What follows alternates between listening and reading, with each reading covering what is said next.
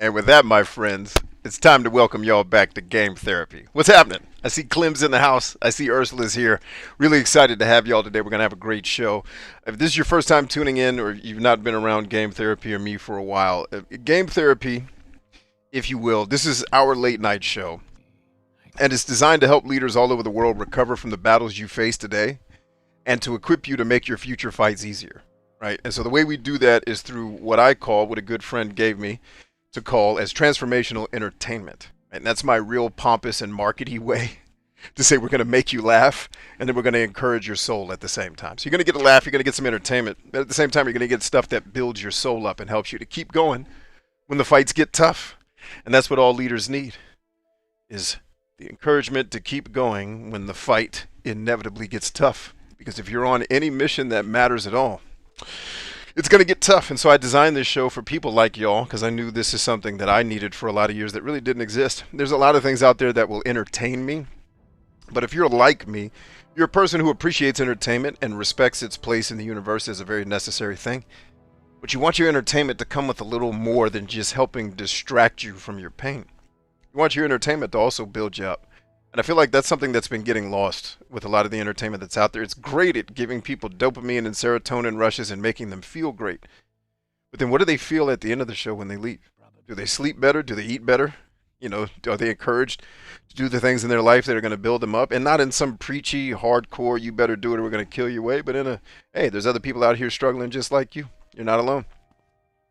Right? And so if I may, I'd like to have y'all hang with me for a couple hours, so we can do exactly that for everybody that's here. So thanks for being here. Thanks for being a part. Like I said, we got a great show for tonight. We're going to talk about why geniuses suck at jobs.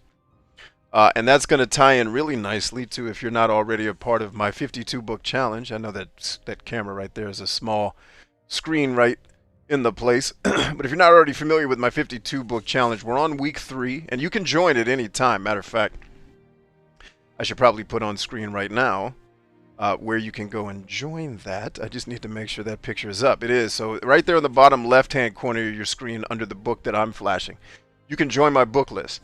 Now, you don't have to take part in the 52 book challenge, which is we recommend a book every week. You get the book, you read the book, and that week you review that book. And then at the end of the year, we're going to tally everybody's, reviews and insight up, and we're going to pick hey, we thought this person did the best. We're going to give out some prizes.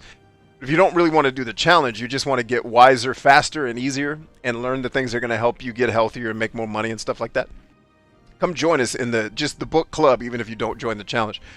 I recommend the challenge because it's going to give you a community aspect where you get to share, ideas with other super intelligent go-getter leaders in the world. So I recommend you join us on Discord and do it, but it is not mandatory. Unless you're one of my Spartans, then it is mandatory. Get your butt in there. All right. So anyway, this is the book we're reading.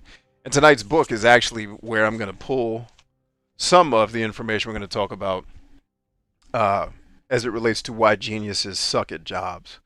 And it has to do with one. And this is, I want to preface that topic once we get to it. I will preface with this. This has been my anecdotal observations of people that I've studied over the years that I've worked with humans. Right. So there is some scientific rigor to this observation I'm going to give you, but not like what would be if, the University of, Harvard decided to do a study and pay the money to do all that. This is really just, this is the differences I've observed with the geniuses I've either worked with, I've helped them in some cases build businesses or whatever it was they were up to. And many of them, if not all of the ones I've observed, have one very specific thing in common that makes them all, not all of them, but because some of the ones I've worked with were great at jobs, but there's a reason why they were great at the job. And there was a time where they weren't, and we'll get into that as well. But so that's the topic for tonight. We'll get into that. What else do I have for you? I was hoping to have a grab bag for everybody tonight, but I'm not going to have that. Hey, wait a minute. Did that? No, don't do that. Wait a minute. What is that? That's forward progress? So I'm just learning the buttons on this weird controller I have. That's really weird. I was going to have a grab bag for y'all tonight, but USPS sucks. So there's that. I was going to have something cool to show you guys, ladies and others, tonight, but I'm not going to have it because USPS has been holding my package, which is 8 miles from my house, for more than 24 hours because I guess COVID is the excuse they'll use for sucking, but whatever. They'll be dead soon, thankfully. All right. Who else is here?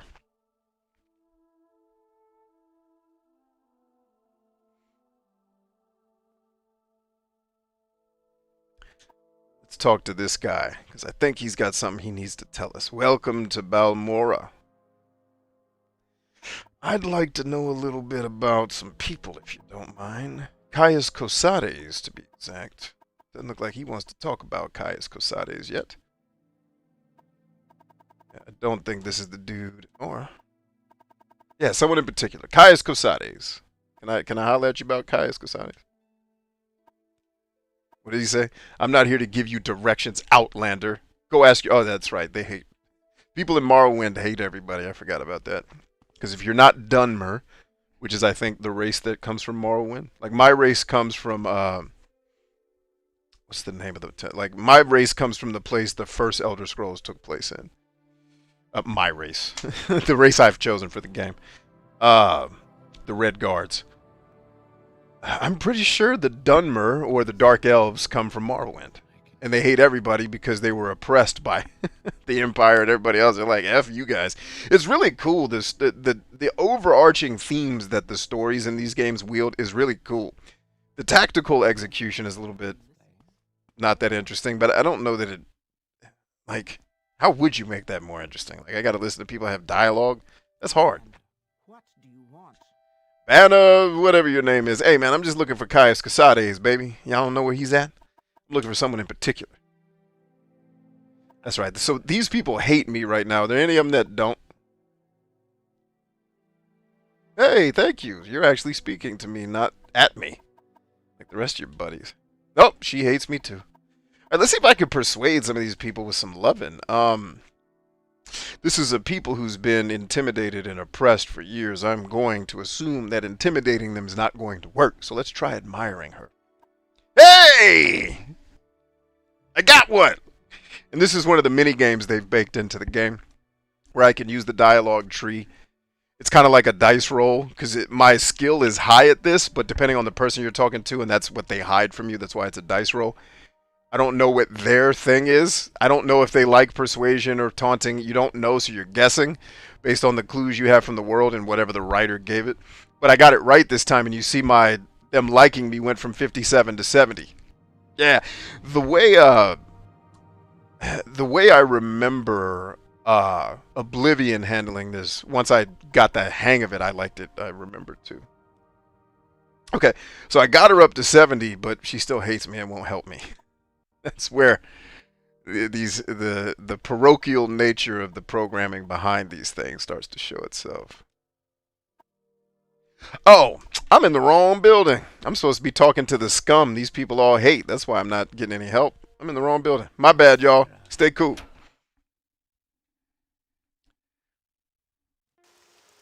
Daggerfall. Thank you, sir. That is the one I'm thinking of. I couldn't remember the name of that, but thank you for remembering and then telling me. What up, Terry? Good to see you. Got my Netch armor on. I'm ready to kick ass all night. They don't know me. I've been kicking ass. No, it's not that. Oh, that's right. It's in here. Yes. That I didn't walk far enough. And that place that I was in is where I have to rob people later. I got my locations messed up. That's cool. This is where we're supposed to be. I was like, why does everybody here hate me? I thought they were supposed to help me. Like, nah, they ain't helping you.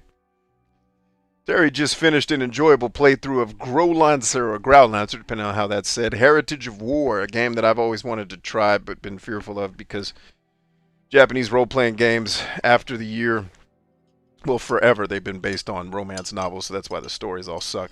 But they're so focused on telling stories that I get lost in not caring. So it's like either make a game I like playing or leave me alone. I don't want to listen to your movie. But Terry has encouraged me, like, maybe I should give it a shot. So, Terry, what was your final assessment? Did you overall enjoy it? Was it great for you? Hopefully it was, sir. So, and new segment for the show. I'm a little late to get into it in terms of the timing, but that's okay. Today in our history, right? On this day in history, the first Emmy Awards show was presented. 1949, and there were 6 categories. Don't ask me the categories. I didn't look up that much information for this segment. The Emmy Award started today in 1949 in history, and I think back like, damn, my father that raised me, who's not my biological dad, he's the guy who raised me is a good 30 years older than my biological father, or maybe even more. But Dad would have been, damn, shit, Dad would have been going to college when that started. Sheesh. Yeah, he would have been finishing high school. That's crazy. And my dad, that day on this day in history, my dad would have been finishing, would have been, I guess, halfway through his senior year of high school, I think is how that would work. It's crazy to think about. Terry thoroughly enjoyed it, but I know you would hate it. Maybe. And so the thing you got to be careful with me, Terry, is I hate very few things as much as my persona pretends to hate them for the purpose of this show. I probably wouldn't. I would probably be somewhat annoyed with it and eventually leave it alone. That's kind of my actual disposition with most video games, is that they're mildly annoying and they should be left alone. The rage and the screaming and the spitting is for comedy purposes. But I get your point. I'd probably be annoyed because the game's going to make me do stupid shit, and I hate being made to do stupid shit, especially when life ends at some point.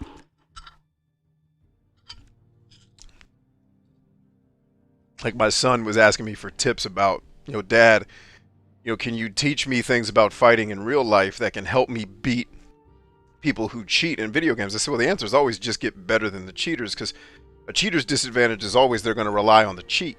So you have to do things that the cheat doesn't exploit. So he's like, well, Dad, what if they have a bot on that tells you where everybody is on the map? I said, then force them to come to terrain where it's hard to get to you, and that by coming to you to kill you, they get killed. That's Sun Tzu 101, right? So just getting him to think through, like, and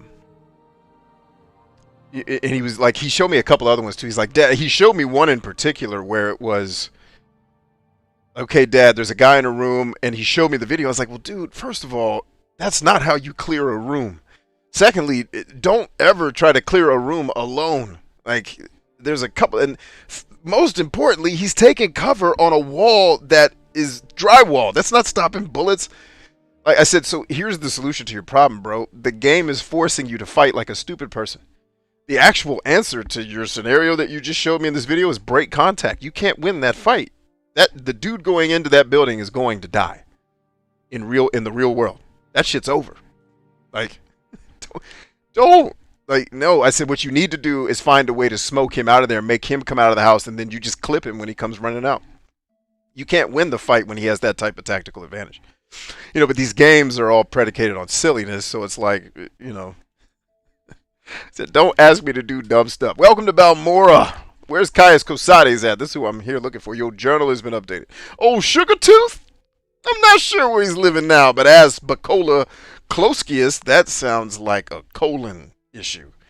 Is that what they call colonoscopies in Morrowind? Bacola Closicus? Closius? Bacola Closius. That sounds like some shit wrong with your colon. Let's talk about, I can't even say the words they wrote. He's the owner. He must be around here somewhere. All right, let's go rap with the owner. I don't need to talk to you if you ain't got no clout. I'm listening. I'm not talking. Get the hell out of my face. Sugar Lips! What up, Sugar? Ain't nothing to a Sugar. Be cool now. Oh, Sugar Lips. Nope. Only he stands there. Of course that's his name. Soul, I am only he stands there. Who wrote this? That's genius. Talk to me about, I already know where Caius Cosades is technically, so I don't really have to go find these people. Can I play this loot though? Damn right I can play the loot. Look at me playing this loot. Tapius erectile dysfunctionus. My prices are the best in town. Ain't nobody asked you all that shit. Get out of here. Oh, Sugar Lips. We got Sugar Lips and Sugar Tooth. I don't know if I can help you, but You gon' help me, ho. I know that. Where's Thieves Guild? Can I get y'all to talk about that? If I can just get somebody to out Thieves Guild, then I'm gonna be in shape.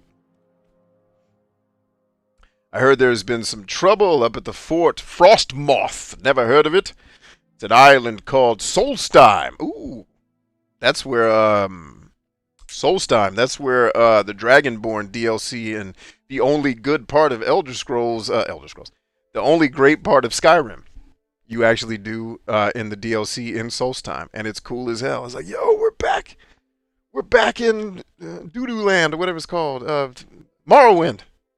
It looks doo-doo-y because it's brown. As I call it Doo-Doo Land. Shut up. Call it what I want to call it. My game. Bacola Closkius. Good day. Yeah, good day, brother. I'm not going to try to persuade you because I don't want to take no L's up here.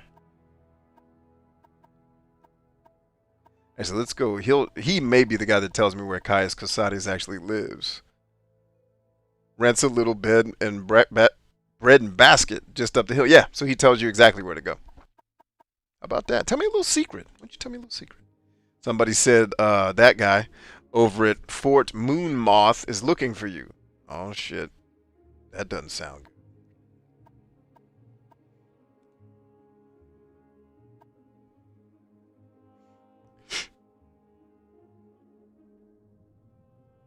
Jolly says, late, but disco is a go-go. Thank you, Jolly.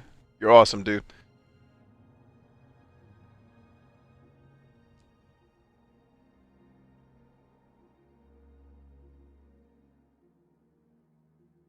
Well, if you couldn't finish Ease 8, you'll probably quit Grow Lancer Heritage of War earlier for the same reason. Like, is the first 20 hours just people... Like, Ease 8, the biggest problem, and the actual reason why I quit playing the game, other than the fact that I was incredibly bored, was, okay, I got to a point where it became, like, brazenly and almost insultingly obvious that this game was about 8 hours long, and y'all just padded this shit by making me run around and make cutscenes kick off. Like, I'm not playing this shit. I'm out on principle. I was like...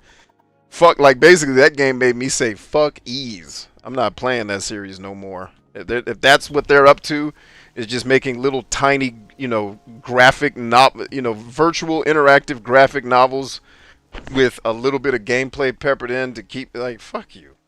I'll go play Bruce Lee. Good. Tag says, can't confirm. Sounds like something's wrong with the colon. Harley says, y'all been well? Hell yeah, we're doing fantastic, Harley. Doing great. Terry says it was a refreshing game. There's no shortage of cutscenes. Yep, I can buy into that. Well, but remember, like, the nuance here is not that I hate cutscenes. We watch cutscenes all night in Death Stranding. We was cutscening our asses off. The difference with Death Stranding is it's actually an interesting story. Ease is about a bunch of fucking tweens trying to save the goddamn world in the Mana Tree, which is the worst, most told, cliched, fucktard story that's ever been told. Like, I don't need to be here for this shit. I know how it ends. I honestly had no idea how Death Stranding was going to end. It ended nothing like I thought it would. Because everything to me seemed like it was setting up for a much more tragic ending. But I don't know, maybe they'll do that in the sequel. Let's talk to old Sugarfoot, or what was his name? Sugar Balls? Not Sugar Lips was the other guy. Old Sugarfoot? Is he Sugarfoot or Sugar Draws? Sugar something. Yes, what? I am Caius Casades. But what do you mean you were told to report to Caius Casades? Oh, I was told to come here to report to you. So you say your name is Soul. You've been told to report to me and deliver a package. Perhaps you'll let me look at it. Well, of course, that's the whole point of this mission. I feel like if I don't let you look at it, we lose.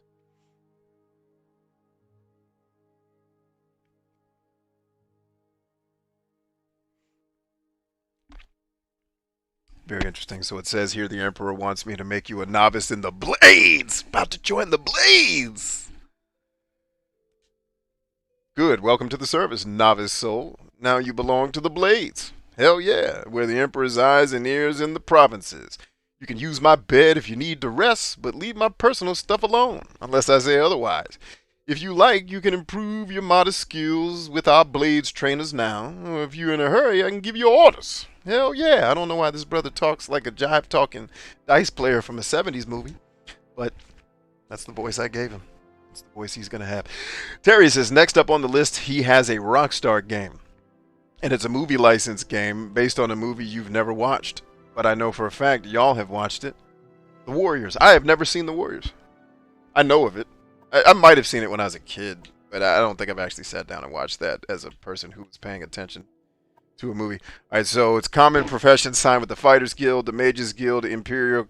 Damn, they had an Imperial cult in this game, and the Legion.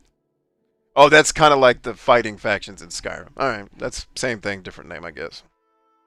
You can look for freelance work. Notice he didn't mention the Thieves Guild or the Shadow Hand or the Shadow Brothers. The Dark Brotherhood. I always forget the name of that. They are the Dark Brotherhood is the coolest thing in these games to me. It's fantastic.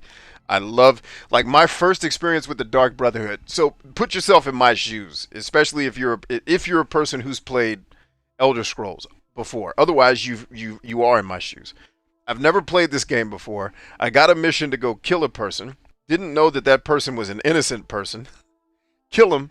I go to sleep that night and I get woken up. Like, it actually scared me because I got woken up before he was supposed to wake up, and there's a dude talking to you. It's like, what the fuck is happening in the game? It's like, yo, I saw you kill that dude. Like, and I'm like, what dude? Oh shit, somebody was watching that? And they're like, we want you to join our little thing. That was the coolest shit. One of the coolest story things that had ever happened to me in a video game. That was my first experience. I didn't know what a Shadow Brotherhood was, or the Dark Brotherhood. I'd never heard of it. So for the game to do that to me was like, whoa, this is cool. And then I joined, and I remember the Dark Brotherhood missions in Oblivion. At least at the time, I remembered enjoying them a lot. Like, this is the most fun I've had playing a video game in forever. That was the experience that made me come back to playing video games. Was the Dark Brotherhood in Oblivion. So I'm looking forward to doing the Dark Brotherhood here. All right, let's get some orders. Let's continue. Journal's been updated. By the way, Hasfat is a student of mine. Take a chance to get a little education. I have a few history books in here to help yourself. You're welcome to them. No point in being part of it. Yeah. Let's talk about Morrowind history.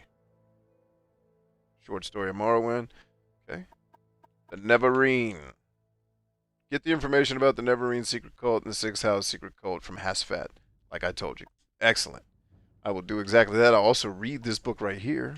I don't know why I thought this book gives you some loving. I guess I remembered that wrong. Oh, damn, he gave me a book and now I'm over encumbered. But because I'm in his room, I can just drop a bunch of stuff. Actually, what I should do is go sell a bunch of stuff. How over encumbered am I?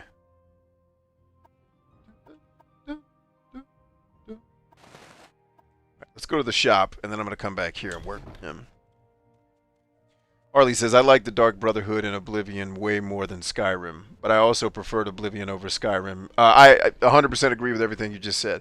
I think Oblivion was a more fun game. I think the Dark Brotherhood was at least 10 times. I hated it. Like, I actively was frustrated with the Dark Brotherhood in Skyrim.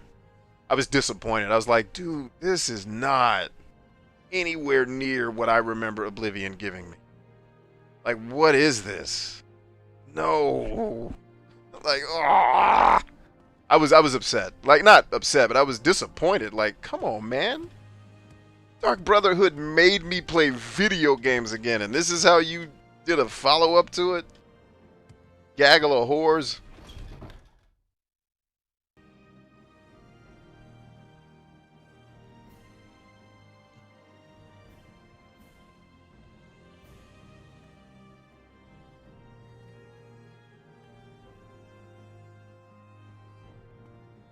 What is this about? Your mama? Oh, sugar lips! Oh, I was supposed to talk to Habasi. Is unfamiliar. Yeah, I am looking to join the Thieves Guild, actually. Since we're talking about it.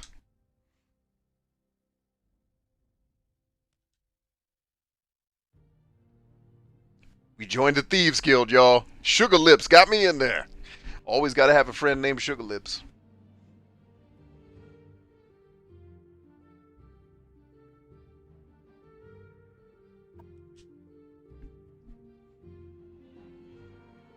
All right. Understood.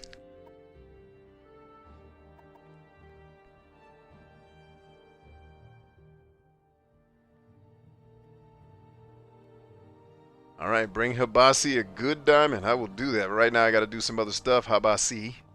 I got to sell some things to Old Man River here. Hey, Old Man River, listen to me, dog. I got to save before I rap with you because I'm going to do some things that I might mess up. And if I mess those things up, I'm going to want to reload my save.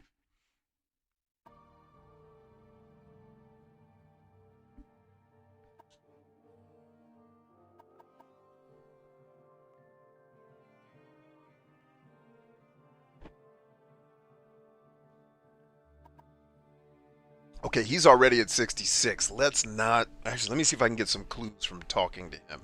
How I should do this. So, greetings, citizen. He's a formal guy. Got it. I'm Faneria. Whatever. This town is Balmora. Council seat of House Lehu. Or Lalu, or however you say it. We're loyal citizens of the Empire. And we're proud of it. Well, most of us anyway. So, you're looking for someone in particular... Services. Okay, yeah, tell me about your trade, because I want you to suss out how I get you to like me. With all my talking skills. Let's talk about your trade, baby. What do you do? You're a savant. Oh, he likes himself. Oh, he's totally gonna... If he's calling himself a savant, here we go. Just love on him. He's gonna be egotistical as fuck if he's calling himself a savant. Really? Stupid ass game.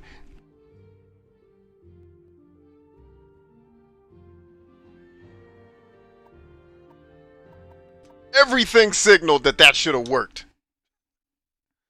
Oh, high on himself ass. Anyway, that's why I saved before I did that. Because I was like, watch me mess this up. Cool. So while we're waiting for the game to load, let's get into tonight's topic, man. And I can throw... did I have a question of the night for you guys tonight? I thought I did. Ooh, I do have a question.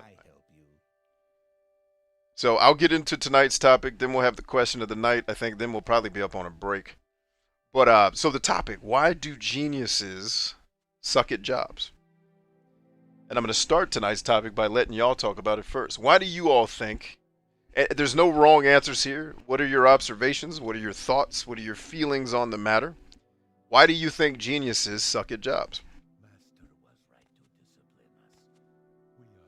I'll give your answers, and then I'll give you the answer that I've observed. And if you are a genius watching this show, believe it or not, a number of people who watch this are certified Mensa geniuses. This will be very helpful for you. If you're not a genius, it'll still be helpful for you. Because then you can avoid the challenge as a non-genius.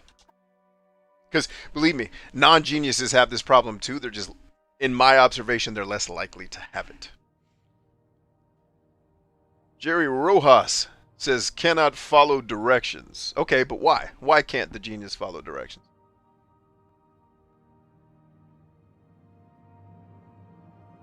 Not all people who call themselves savants are high and mighty. I've never met a person who calls themselves that, not jokingly. I've never met a person who... I know savants. None of them say it. None of them are like, you know I'm a savant, right? And I don't even necessarily mean high and mighty, Terry. I just mean you're, like, if you're a savant, show me. Why the fuck are you talking about it? You know what I mean? That would be like me starting my show with, hey everybody, welcome back to Game Therapy. I am a social media expert. No shit. You have built no less than 4 or 5 platforms with a minimum of 10,000 followers all the way up to over 500,000. You might be decent at this. I don't need to go around fucking telling people that shit. I don't mean high and mighty. I just mean he's not high and mighty. He's just more egotistical. Like he's just more, he loves himself and likes himself more than others. So my deduction wasn't that he's high and mighty. My deduction was that he would like people to talk highly about him because he thinks so highly of himself. But yeah, I don't know any savants that start a sentence with, oh, what do you do? Oh, I'm a savant. I'm a genius who does genius shit. That's not true. Kanye West does that. Kanye West is the only savant I know that goes around talking about it. But, you know, can you really argue with him? He pulls off a lot of dope shit.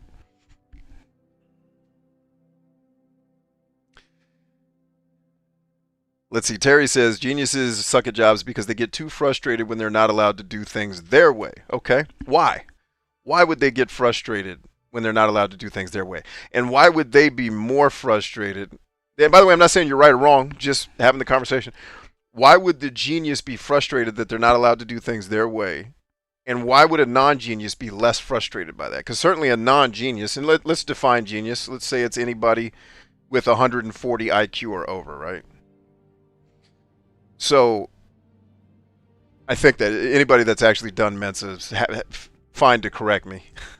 It's the laser accuracy and precision of this conversation is not the point of it. But why would you think a person who, let's say, scores a 120 on their IQ test would be less likely to push for their way over someone that scores like a 180?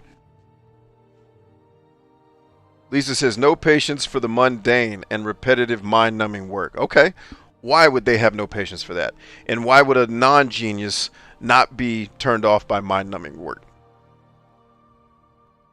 Jerry says, I've heard they are like a mess, i.e. workspace. Some are. I also know some who are wildly, anal retentively organized. I've seen both sides of that extreme. Clem says, my experience is people do things in a way that makes sense to them, but if you have a better or faster way to get it done, they refuse to adapt to the idea of doing something differently. Okay. Okay. I'll take that. Terry goes on to say, and they have, sorry, the screen is moving while I'm trying to read, and they have to work in what is to them stupid ways. Interesting. So your assumption is that the genius goes into a place, sees the way they do things, and immediately thinks they can do it better, and then they're frustrated by not being allowed to? Is that kind of what you're saying?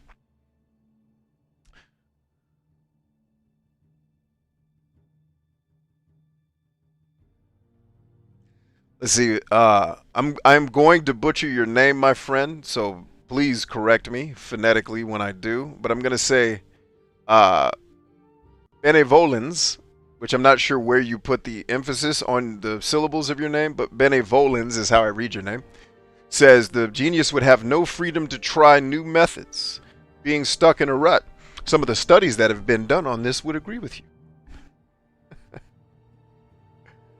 Jerry says, a non-genius would more willingly do what they were told because they need telling to know how to get the job done. Okay, so, but remember, a genius just really is just a faster computer. They don't inherently know more things just because they're capable of processing and computing faster. Because remember, Terry, what I'm saying here has nothing to do with wisdom. And I think what you're talking about has to do with wisdom, right? Just because the genius can process faster doesn't mean they have. Now, like, I work with a lot of geniuses that don't have knowledge that I have. And that's why they ask me to help. Because it's like, well, can you help me do this? Absolutely. But that doesn't make them any less of a genius because they don't know a thing that I know. They're still very much a genius. They just didn't get shown or taught this thing. Yeah, so I don't know that I could buy a genius doesn't need to be told how to do something. Like, if I took a Mensa genius that had never played football onto a football field, they're not going to. Now, will they technically be more observant and be able to pick up things faster because they have a brain that moves faster? Probably than the other kids. But just showing them nothing and expecting them to show up and be great at football is probably not going to happen. Ursula says, a genius does not follow a conventional path to create an outcome and is usually misunderstood based on their methods. Interesting. Okay. It makes sense to the genius, and those at lower IQ cannot see the same path. Huh, are you stating that as fact, or is that just your thought? That's because it's an interesting take.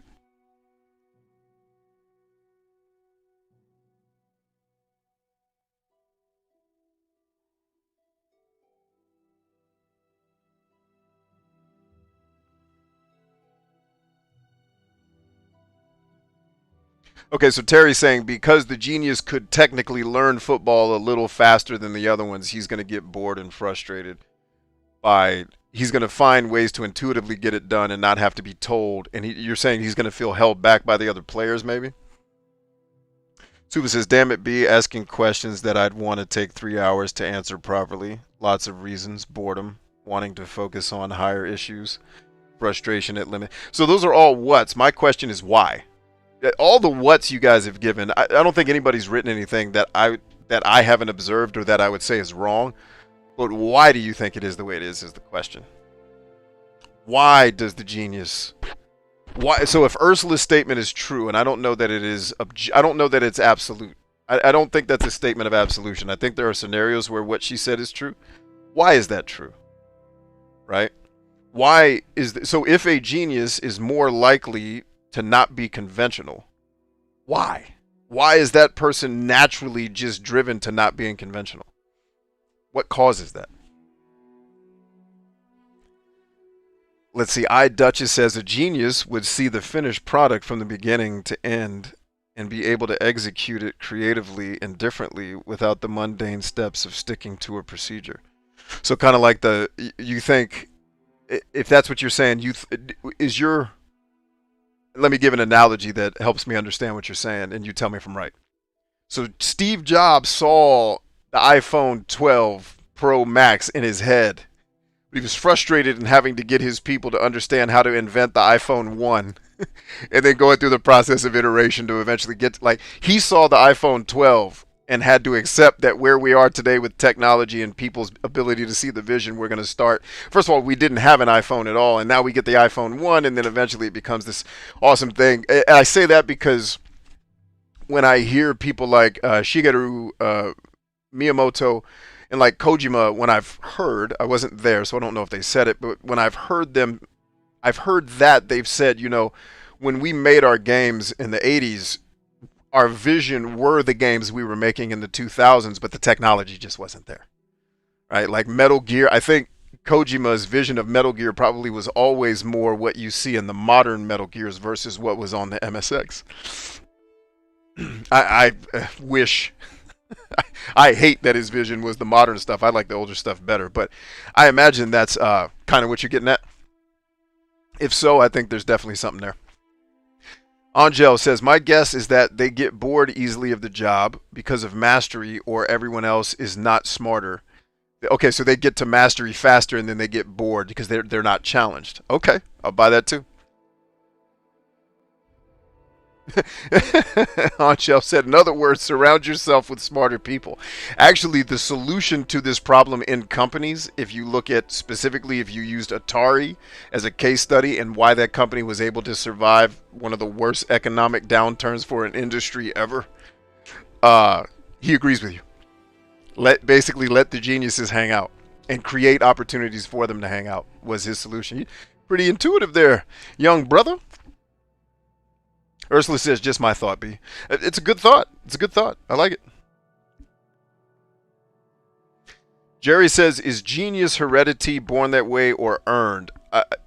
Everything I've read says born that way. Everything I've experienced and observed is, to a degree, it appears that you can develop it, but what you're born with comes with limits. Meaning I do believe I can increase measurable intelligence. That's a whole separate talk that I'm working on because it's all theoretical and it's all based on my own observations and observing people in the laboratory of warfare, observing people at peace, observing people I've got some theories on it's not just born with it. And there's probably a lot of other scientists that have already disproved all the dumb shit ideas that I'm coming up with. But for the most part, you're born with what you got.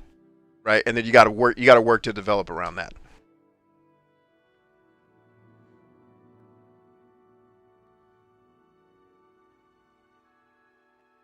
Lisa says, I know my genius and how it works. Can't speak to why people do things. All geniuses are dumb in some area too. Okay, I'll buy it.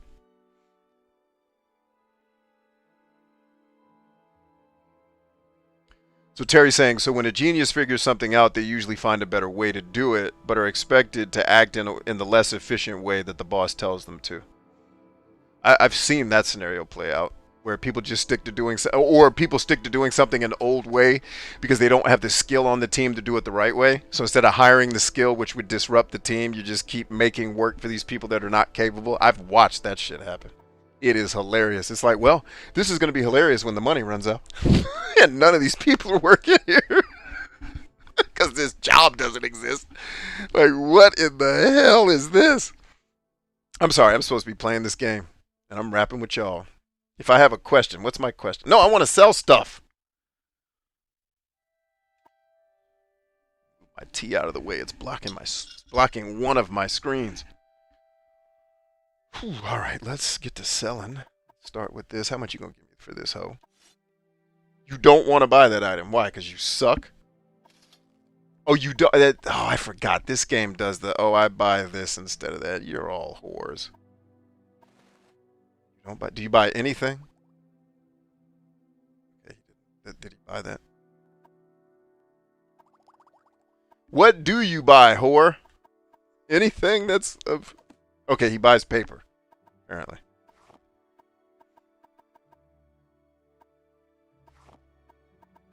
Okay. Is this guy... What does he sell? That'll tell me. Okay, so yeah, he sells books. He's a book salesman. We got a lot in common, brother. Hey, man, find another business. People don't like education that much, right? Unless, you know, you want to teach them some shit they don't need to know because they've been told by industry that they got to learn how to code. But just don't. Get out of this business immediately. All right, I just saved that guy's life. Warm greetings. Do you want something from me? Okay, so that was pointless. I've got to find an actual sell. Oh, I know where the dude that sells weapons in this town is, and I'm going to go sell him some weapons. Arms dealing for the win.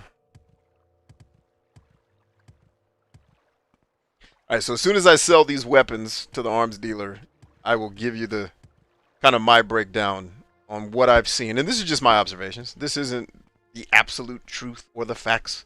It's just what I've seen, having worked with quite a few people who are actually certifiable geniuses that I know they are, and people that I just can tell. Like, they've never had a Mensa thing. It's like I've been around enough of y'all. I know it when I see it.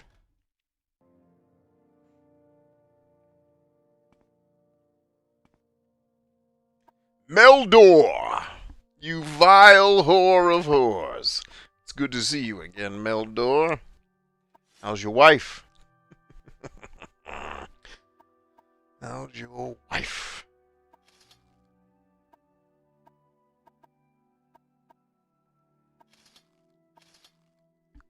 I'm making bank, son. Or, okay, no. I forgot this game you have to keep an eye on how much gold the seller has. Like, come on, bruh. Can we live? So some of this is a little tedious for me, but it's like, all right, I can live with it. It's not the end of the world. All right, so I want to have my 2 blades. Definitely got to have my bow. There's armor I can get rid of. What is this actually enchanted with? Is my question. Let me keep 1, just in case.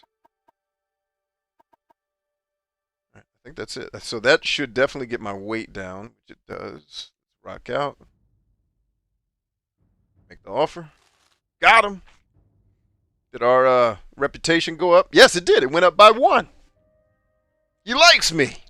And we'll do much more bartering, my friend. I'll be back to show your business more and more love. What up, ugly ass guards? Good? What's your story? Oh, yeah, I heard that voice. What's your story? You here, Redguard? Shit, you girl. What you doing tonight? What is this regard?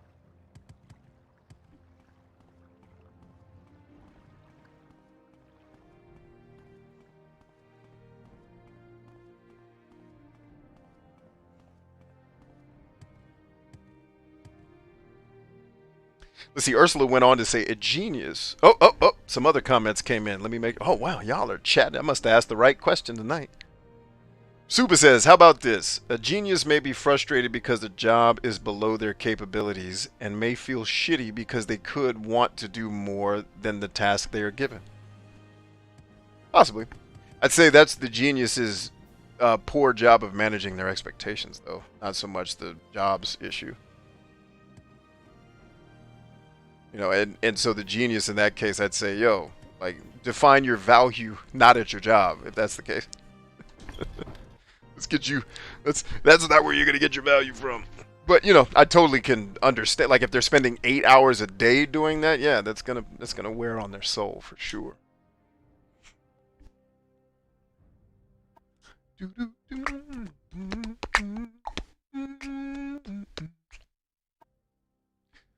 All right, let's take these comments and actually have this discussion, shall we? We shall. Bam! We in here.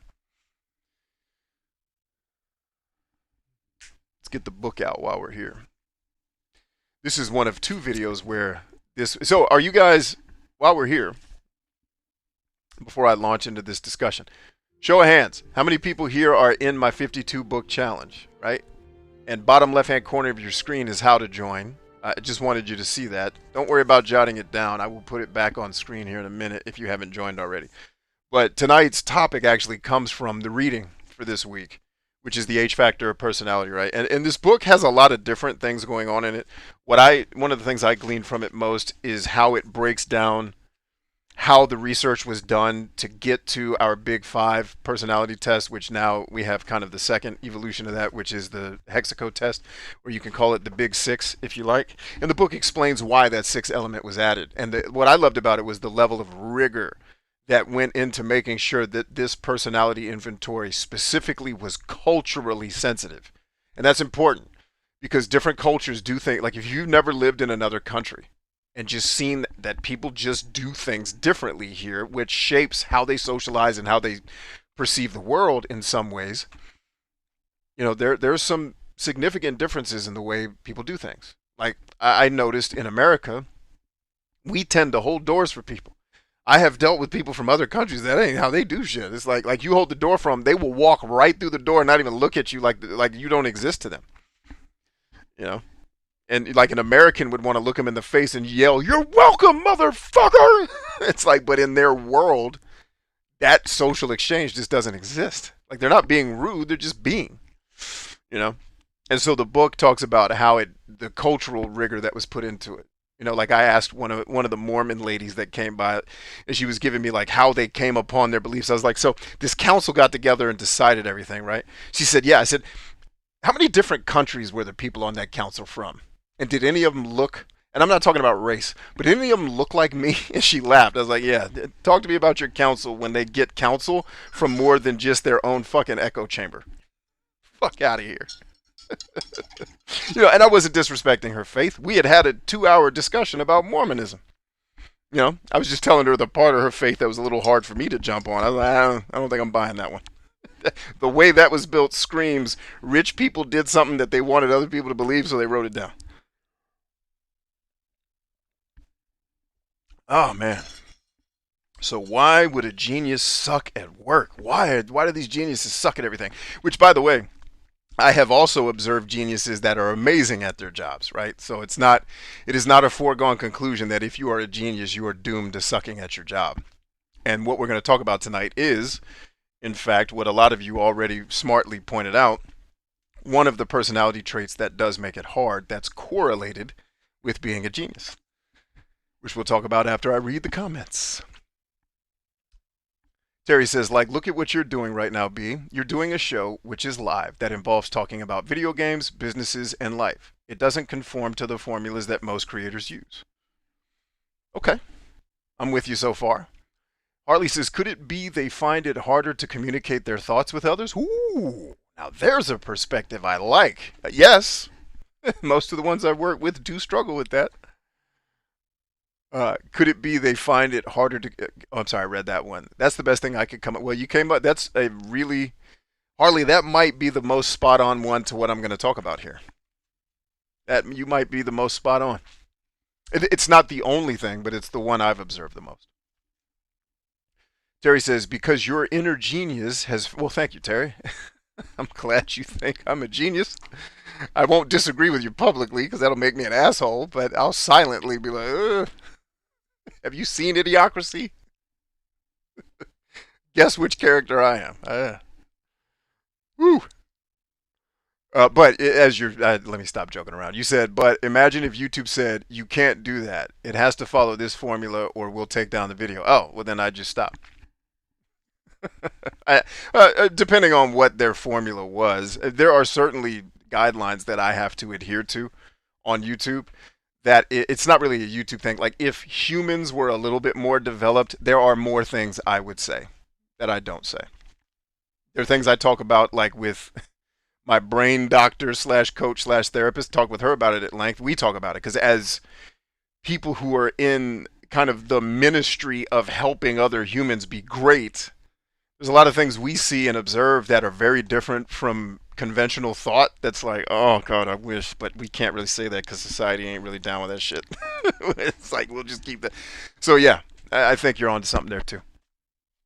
But there are conformities that I have to play by on these platforms that I wish I didn't. That definitely slow me down. But I could usually be pretty adaptable.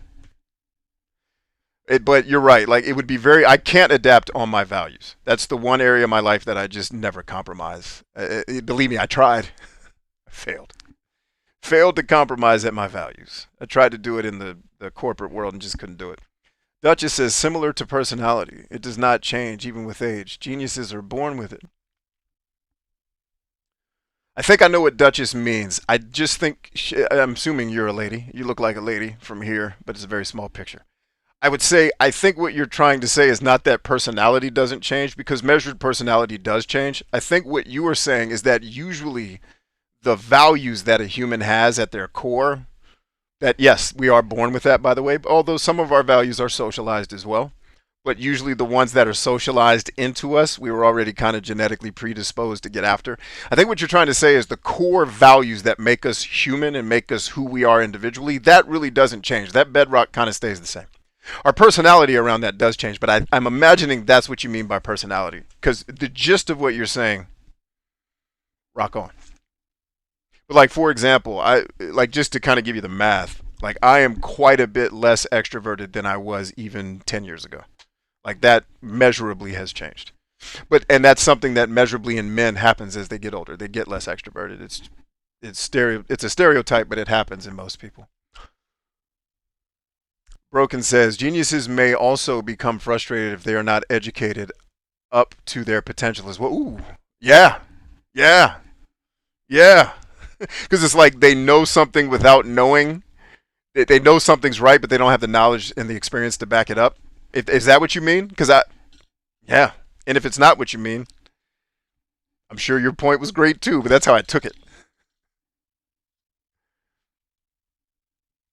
Ursula says, a genius may not have the patience to put the process in layman's terms, but a layman wants an explanation to a process the genius does differently. Hey, yeah. So let's change the definition of genius for a second into a more tangible thing. All of us have genius at something. And what I mean by genius is we've put in the necessary work to become an expert at a thing. Yes, if I am an expert, if Ursula is an expert marksman, she knows everything about her weapon systems, how to deploy them, how to acquire targets, how to fire, how to maintain her body and her posture and her breathing to make sure those bullets hit what they hit, and she's the best in the world at it, she's going to have a hard time teaching 8-year-olds how to use weapons. Unless she's born with kind of a genetic predisposition to being good at being an educator. Like unless she's just naturally nurturing and naturally has the social capacity of a teacher, which comes with a ton of patience too. If she doesn't have that, she's going to be a terrible genius trying to help an 8-year-old who is the equivalent of a complete non-genius at firing those weapons. So I think you're right. Like as a person develops that level of expertise, it does get harder. Like sometimes even this happens with me and the people that I've mentored. They'll ask me a question that's a thing that I dealt with 20 years ago. And it's hard sometimes, like, damn, how? I remember strategically how I dealt with it. Like I can answer that in 3 seconds. But like what the mentee is usually almost always asking for, what are the individual tactics? Like, I don't remember. And usually those individual tactics are less important than the overarching strategy anyway. Gary Vee tries to get that across to people. And as much as he says it, I know his audience does not listen to him because he does not stop saying it. Where it's like, guys, stop asking me for tactics. It's not about tactics. It's about the overarching strategies. Because, and I can prove that. I can prove Gary's point because there is no other reason why I have the following I have. I break every effing rule that I tell you guys to follow when you're trying to get your growth. And I still grow. It's not just the tactics. There's things strategically that I understand about psychology that it doesn't fucking matter if I get my thumbnail right this time. This shit is getting watched, you know? So, yeah, I could totally see where you're coming from on that, Ursula. So, like, if you were the genius, yeah, you would have trouble talking to someone who doesn't have the experience. Shannon Sharp said that. I think I talked about it on a show where he was like, the greater you get, the less patience you have for people that aren't great. It's not you don't have less patience for them as a human being. You have less patience for when you need to work with them, and they're not up to your, like, if you're working together on something. In a mentoring situation, you're expecting someone not to be up to your level, so you don't get frustrated with that. But in like a team situation where someone ain't, like if someone isn't up to the task of the mission and you can see they're not working to get there, like that is frustrating to somebody who has bled and played through 2 weeks of strep throat to get to that game that they're playing in, right? Or practice through 2 weeks of strep throat. So I can buy that for sure.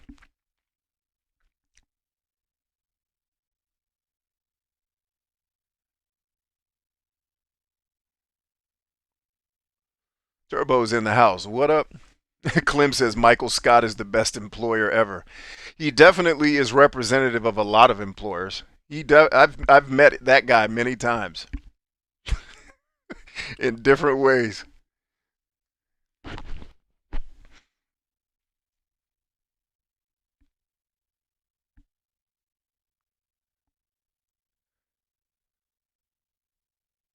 Clem says, I've read the book so far, just haven't posted anything on Discord about it.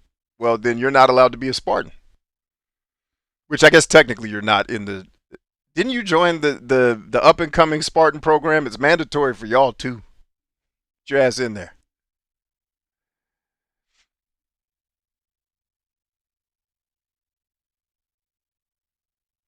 Turbo says, geniuses do not usually like following sub-level ideas forced on them. What do you mean by sub-level? I think I can infer what you mean, but I'd like to be clear. Let's see. Terry goes on to say, so us introverts are going to become even more introverted? If you're a man, most likely.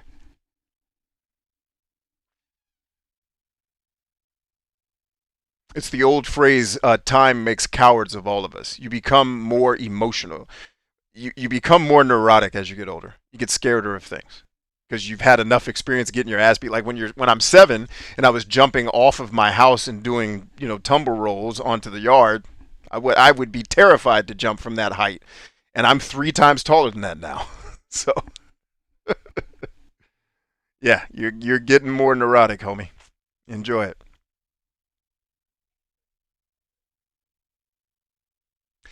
Suba says they could also be lonely if they have no peers that get it the way they do. Yes, that's another great one. Terry says Brian is a genius at yelling at game developers. Well, Terry, I think if I was a genius, I think to carry that title, I appreciate the compliment. I really do. I think to carry that title, though, I would actually have had to have affected positive change in the gaming industry. Now, I have done that. I have helped gaming companies do their thing. None of the shit I've said has led to a better game getting made. Oh god, I wish it. We talked about that on our earlier show today, Terry. I don't know that you were here. If you were, I didn't see your comment. Where is it? I had it on my desk. Like we talked about Two Worlds, and I was just kind of talking about how when I got into game reviewing, my real frustration, because I was driven by frustration. It was not by love for games. It was like I'm frustrated that every time I watch one of these goddamn reviews, I buy the game and then I'm pissed because this fucking journalism major just told me how awesome it was for 6 hours and did nothing to explain the shit I actually care about in the game because I don't give a damn about these shitty damn stories. And what actually frustrated me was it felt like most of the reviewers, not the great ones, because there are some great ones that I modeled myself after, including my mentors like Dan Shu, who I've told you guys I got to work with years ago. That was like one of the heights of my career was I got to write with Dan Shu, my idol when I was a kid, writing Electronic Gaming Monthly. And anyway, the frustration was born out of like, tell me about the game. Like, what is the leveling system? How does it work? And if I'm a person who hates getting into my menu every 7 seconds to do, like, all they would talk about is, in this game, you're playing as Daryl, who loves to eat carrots up his ass. Like, No one cares about Daryl. Tell me how the controls work. And so I got so frustrated that I was like, video games seem to be catering to artsy fartsy journalism English majors who, if you don't tell them a goddamn Hemingway story, they're not going to like the game. Like, give me a legitimate, justifiable reason why this game is hated so much that doesn't involve discussions of frame rate or story. Now, there's going to be some RPG nerds that will point out some things that they don't like, and I'll agree with them, but that is totally subjective because that part of the RPG, as an RPG fan of 30 plus years, I love that shit. Right? But I can empathize with the RPG fan who does not like how easy this game gets because you're willing to level up. And you could technically cheat and level. If you play it on PC, you can level up from the beginning of the game. I mean, you could do that with any PC game. So there is a subset of RPG nerds that I will hear that they hate that game, and I'll salute your sorts. Got it. But for you to sit here and tell me that this game is so much worse than shitty-ass Oblivion crashing all the time, I'm not buying it. It's, you needed to be told some shit. Like, an Oblivion story's not great, so what?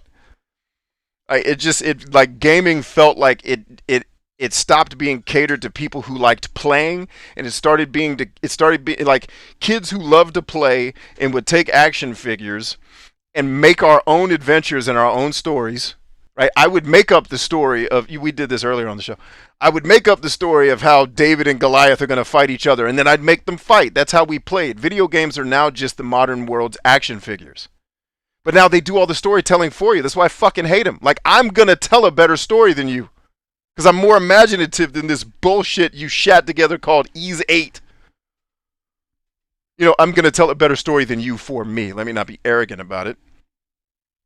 I don't need you to do it for me. Shut up. I can make the story. Just give me the dragons, right? And so it felt like video games started to get focused on this journalistic, artistic bullshit that, dude, is it fun to play or not? Answer that, and then that's why I loved when Dan Shu, back in those days, they added a thing called Fun Factor that all the, elitist nerd reviewers make fun of now. How do you measure that? You don't. It is the way to write down and express an emotional positive reaction or negative reaction to something. There is no measurement for it. Anyway, so yeah, I get you, man. So yeah, if me saying all that actually led to more games like Two Worlds existing, I'll accept your genius title. Until more Two Worlds are made, I'm still a moron just like everybody else.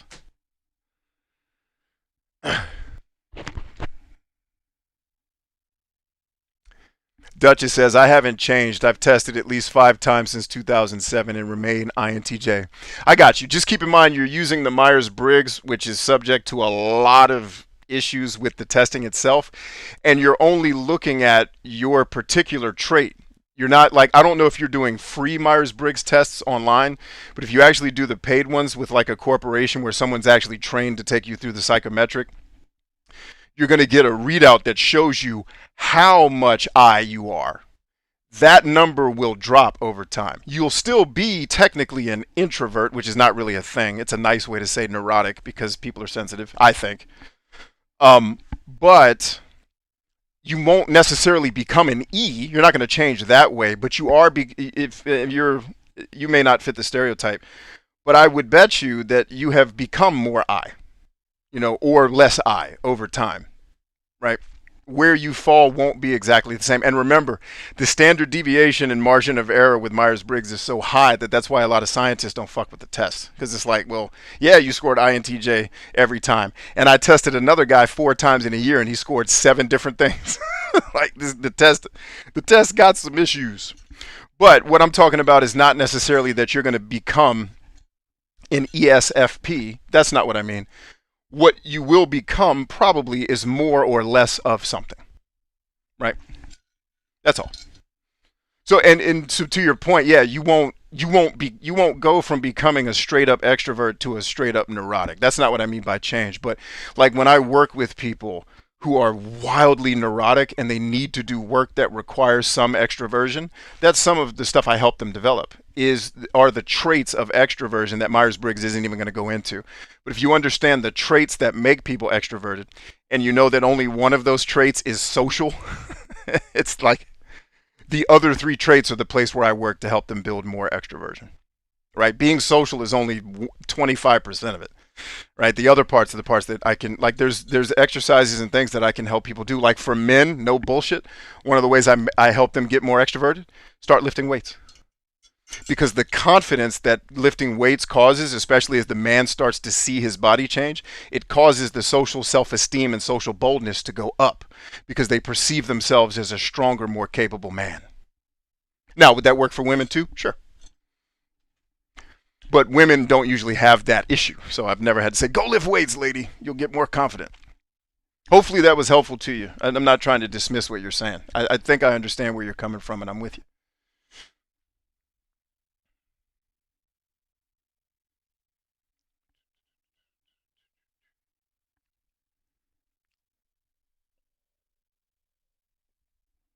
Thank you for the feedback, Suba. Suba watches the streams. That was a question I asked on the last stream that I want to ask now too.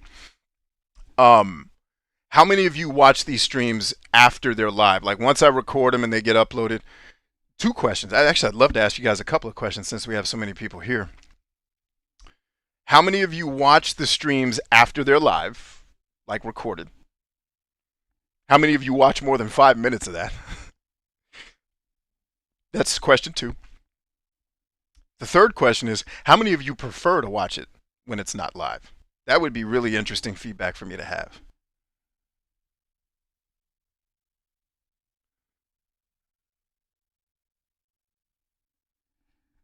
He says poor David is about to be crushed by Bob Ross. Bobzilla. Bobzilla. We should find a way to do some of that. Oh, I have a new t-shirt I'm working on. And I want all of y'all to be a part of it. So I am making a new set of t-shirts for me. They are for me to wear. They won't mean anything to y'all. But I'm making them in my store.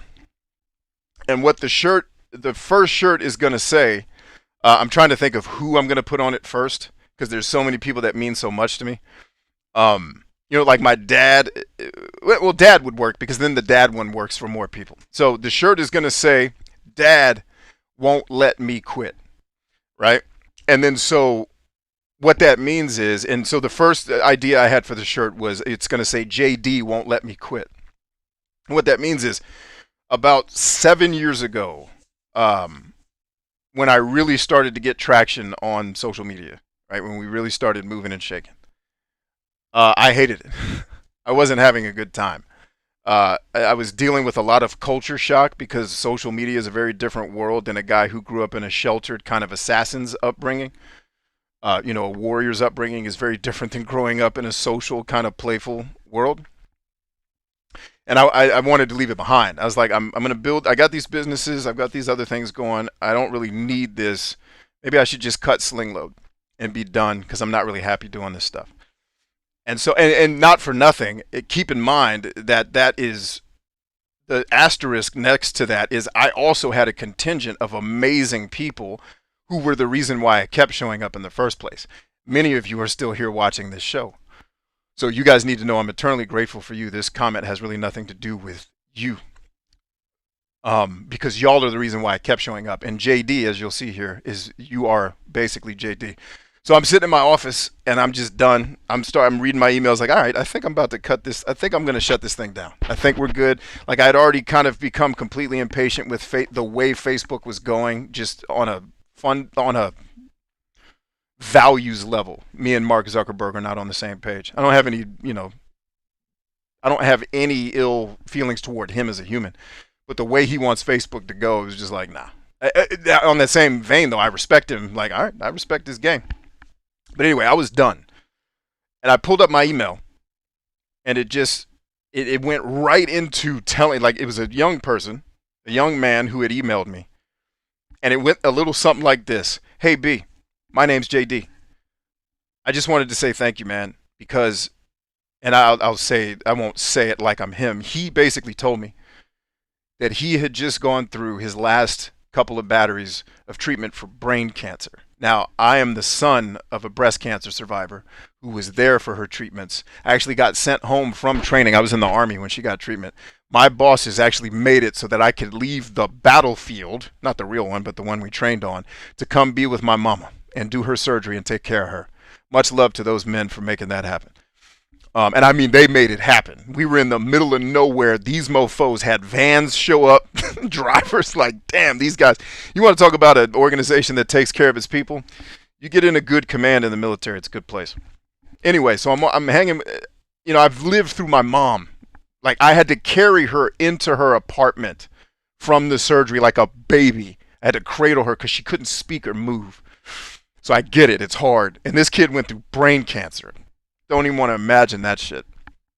And his email just says something very simple. He's like, I just want you to know he had just gone through all that. He got his last treatment. He's cured. He's going to be all right. And thanks for making your videos because they're what got me through. I cried like shit reading that guy's email.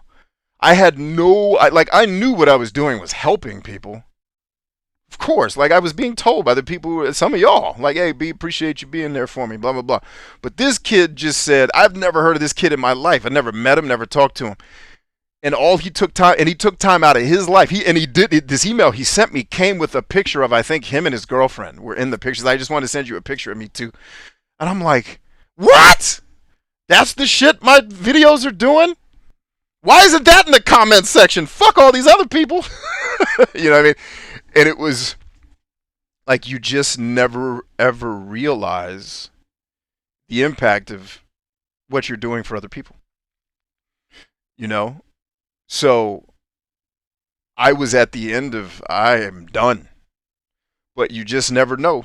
And that's my encouragement to all of you. Is you just never really know who's listening to you. You never really know who is benefiting because you're there or because you're talking. I've been working to get my podcast back to a place where I'm happy with it. The only reason you guys haven't gotten new podcasts is I'm not happy with it. It's not good enough. But I think I'm also not respecting. I think you guys use my podcast in a very different way than I intended when I created it. And that's fine. I have no resentment or expectation for that. I just think my expectations and why I think it's not dope. I think you guys disagree. I don't know. I'm sure there's plenty of people who agree with me. But it's coming to respect. Like, you just never really know how what you're doing is benefiting another human. When I wrote to Stephen Pressfield and told him, like, thank you for, like, I'm teared up even thinking about it. All the hell that human went through to get to the place where he wrote his books. And I'll show you the one that made me cry, if I still have it here. So I always say, come on the show, you'll get clues as to books that are coming up later in the 52 book challenge. I read this on the plane coming back from California with my first brother's trip with my brother that just passed away. My first trip to be a part of that business/brotherhood community. I read this on the plane home. I read the whole book on the plane. That's how engrossed I was. And I was crying, bawling like a baby reading it. And so that Christmas, on Christmas Day, I wrote him a message and just said, I didn't think he'd get it. I just said, hey, sir, I just want to thank you for fighting through your resistance to get to a place where you could help me understand all the shit I think is wrong with me. And to know that there's nothing wrong with me. I'm just from a different place. That's what this book gave me. And I just thanked him. Like, dude, you have no idea the shit you just said set me free. And he wrote me back like within 15 minutes. It wasn't even, he was like, hey, Merry Christmas, man. Yeah, thank you. I was like, what? Stephen Pressfield's talking to me. This motherfucker's like Jesus. What? You just never know. So, if you think you're contributing to something and it's not going well, don't assume that. Somebody somewhere is benefiting because you're present. Always remember that. Woo! Dom's in the house. What up, homie? And I wasn't crying. That was allergies.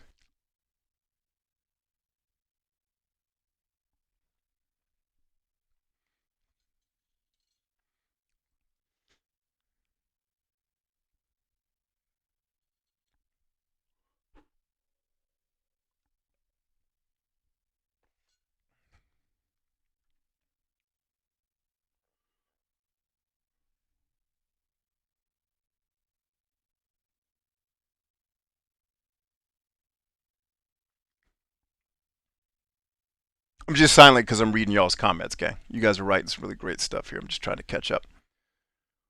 Just trying to catch on up.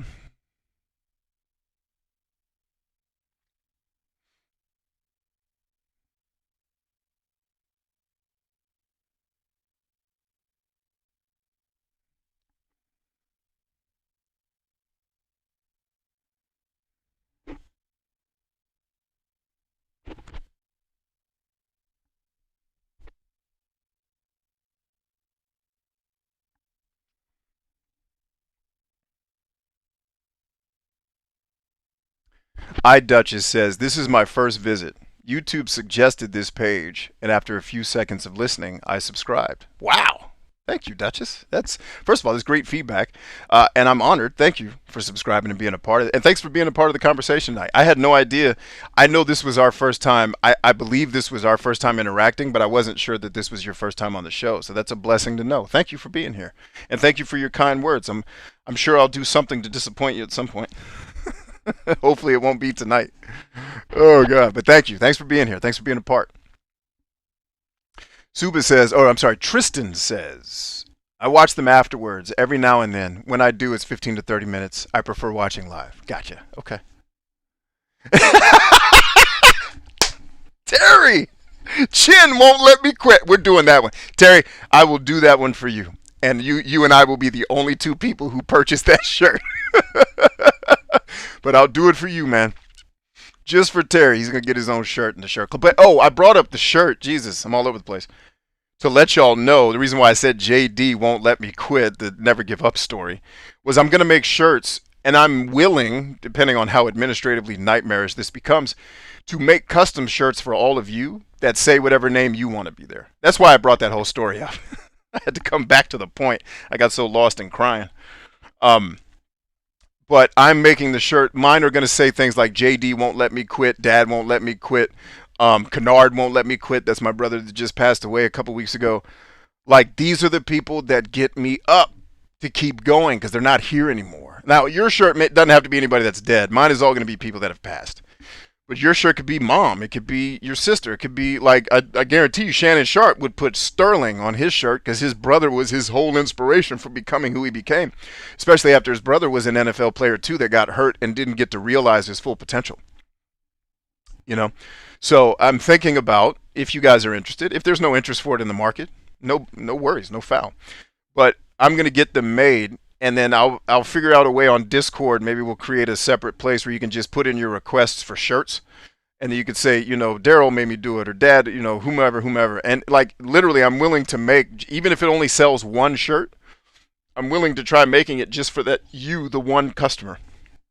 You buy the shirt, and then we could take it off the store. You know, once you have your shirt. Or if you want to buy, I always recommend buy a couple of shirts because shirts fade over time. They're never going to last forever. As much as I'd love to tell you my shirts last eternity, it's not going to happen. Like everything else, they will fade and rust. But, yeah. Anyway, that's why I brought that up.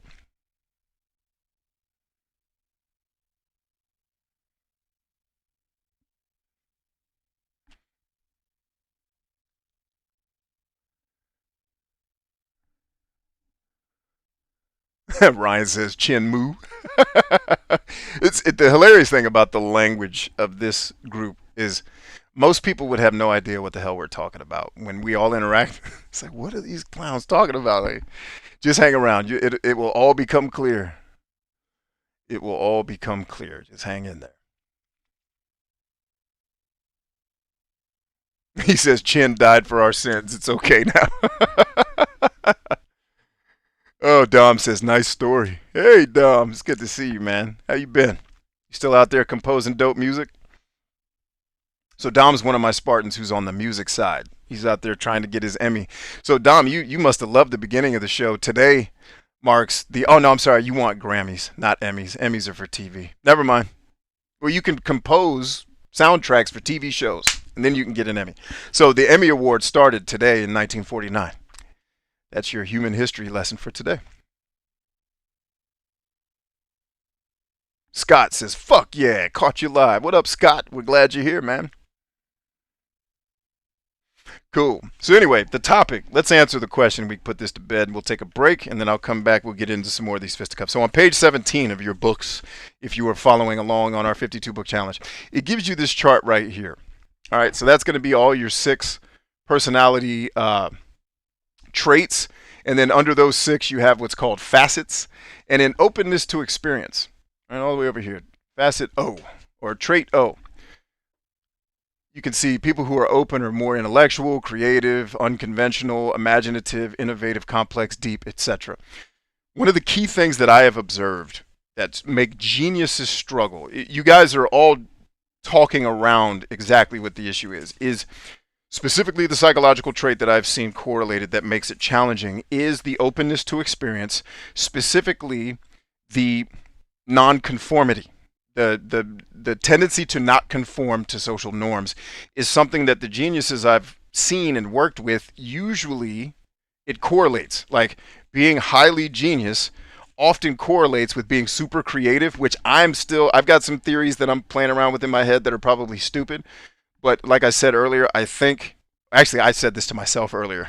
I didn't say this to you guys.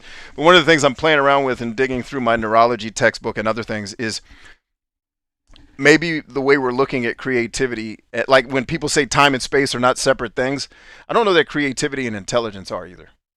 I think they're at the very least absolutely symbiotic. I'm not sure that they're not the same, depending on how you look at it.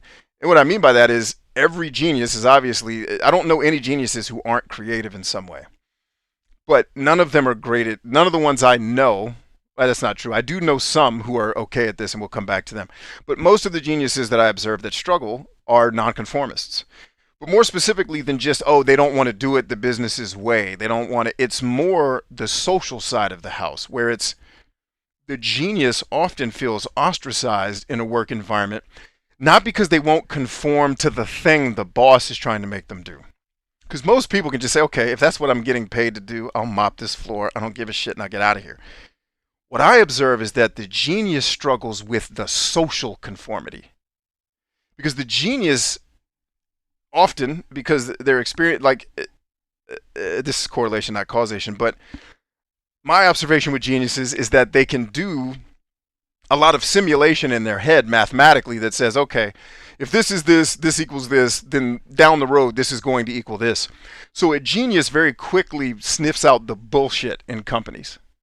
Because it's obvious. It's like this is clear. Like geniuses are very practiced at picking out what does not contribute to the company's bottom line. And the fucking no perfume on floor 4 policy, the genius is going to be like, this is stupid as shit. Why are you wasting time with a perfume policy and not doing work? Like the genius having to constantly conform to social norms that are completely, especially if they're not highly extroverted and highly social, right? Even if they are, they still can struggle because their method of socializing. A genius is going to say things that sound crazy to a person who's a conformist. When someone asks me, yo, B, how you doing today? Like, do you really want to know? Or is this just small talk? Like, a conformist person is just, I'm doing great. A person who's not conforming is going to think, well, all right. You know what I mean?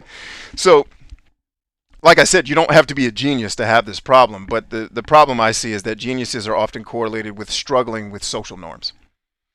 I don't know very many geniuses that like because a lot of social norms are usually created to serve more highly sensitive, more easily disturbed people.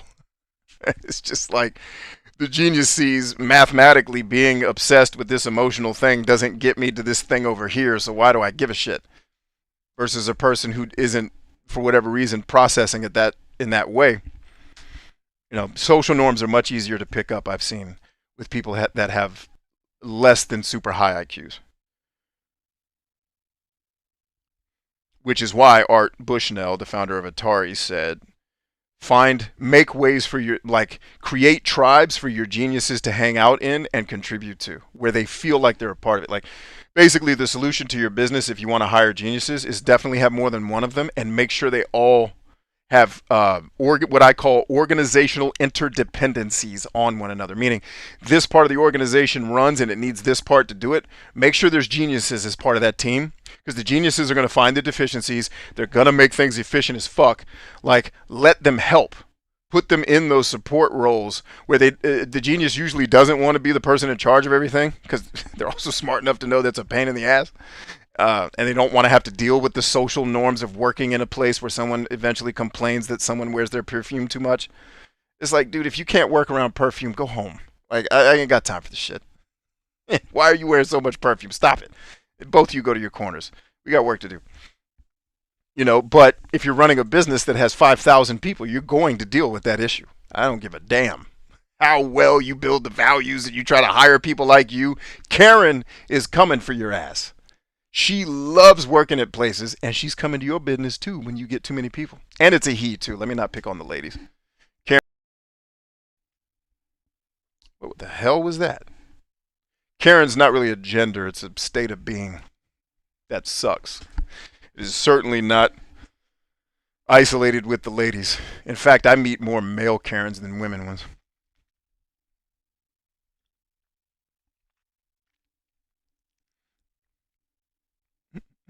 Terry's got to go. Take it easy, Terry.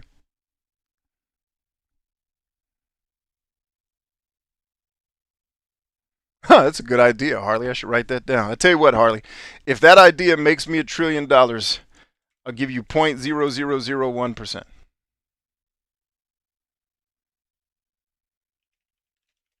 The problem is I can't put a picture of Betty White on the shirt. That's the problem.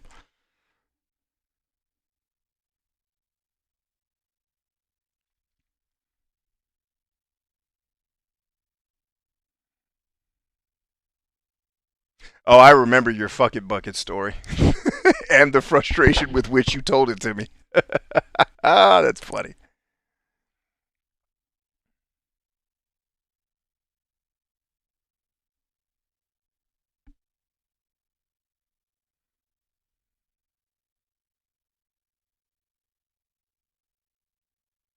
I have no idea, man. It muted on my end too.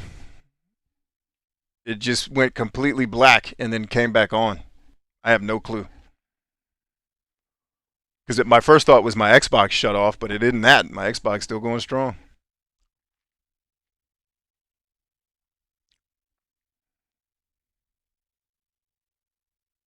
Dom says, conformity drives me nuts because people just do things for no reason. I remember someone said organize things in order of seniority. I'm like, yeah. And so the one exception I'll give to my observations is I have seen geniuses that can operate in like really, really bureaucratic social conformity, social justice, goddamn PC bullshit. I've seen geniuses go into those places and kill.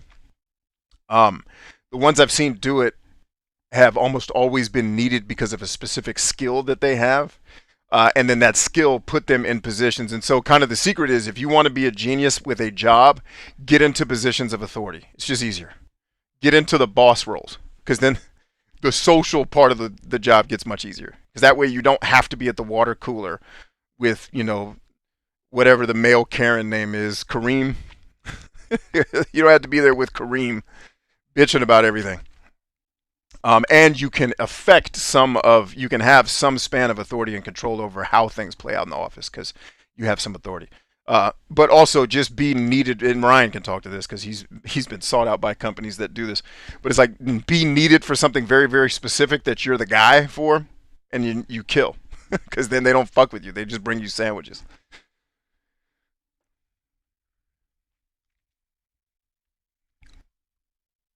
Dom says, I'm also tired of all the power games people play. I can't stand politics. Yeah, I got you, man. You just have to understand, Dom, you're on a world of people that are conditioned to be cowards, and you're not that. That's what you mean by playing power games. That's what cowards do. Cowards try to control the chips of the game so that it has to be played their way and they win at the end.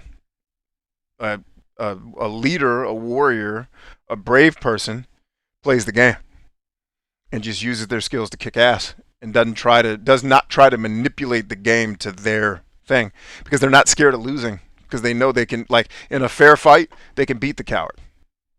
So it's like, I'm not worried about doing coward shit. I can beat you. You know, like that scene, if you've never seen the movie Tron, watch it.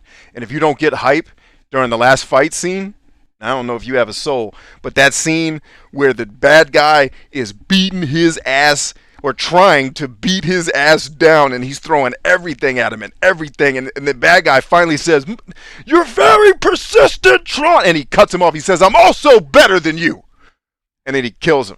Like, that's one of the best scenes in the movie I've ever seen. Is the fucking the evil bad person is just beating him down and beating him down and beating him down, and you can tell he's fighting out of fear because he's trying to kill this guy who he knows is better than him, and he's beating him down, and he's like, "God, you're very persistent," and he's like, "I'm also better than you, motherfucker, bring it," which is, they didn't say that in the movie, but that is what Bruce Boxleitner brought to that character when he did it.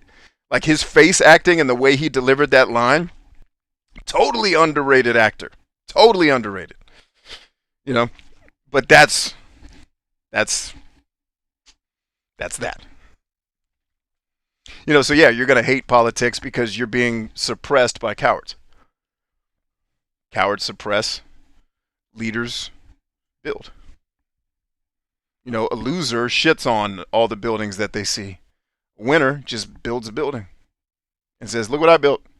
And then just waits for all the losers to show up and tell him how terrible the shit he built was. And then you look at the losers. "Oh, yeah, cool." Oh, because literally when losers yell shit at me, I don't do this, but like my go-to thought is, "Oh, shit, I suck." I actually default to, "Oh, this person's," like, "Oh, I need to see the shit they made that's awesome so I can get better." It's like they click on their feed. They've never made any, like, if you want proof of this, start making things on the internet, get good at it, and then when people start shitting on you, click on their feed and see how much content they've made. If it's more than 0 for 85% of the people you click on, I'll be surprised. It's like, yeah, the person going around shitting on everybody isn't building anything. So, yeah, you're just not a coward, Dom. That's all. So what you got to do is build your tribe with non-cowards and build your infrastructure and your empire with non-cowards. And then you can play the game your way. It just takes time, and it takes building alliances and building relationships and getting really, really, really effing good at building relationships, which is another thing that I often am called upon to help people with because it's important for business and happiness. It's like, if you want anything, you got to be able to build relationships. And most people can't. So, or not that they can't, they just don't do it very effectively because they've not been taught the tools.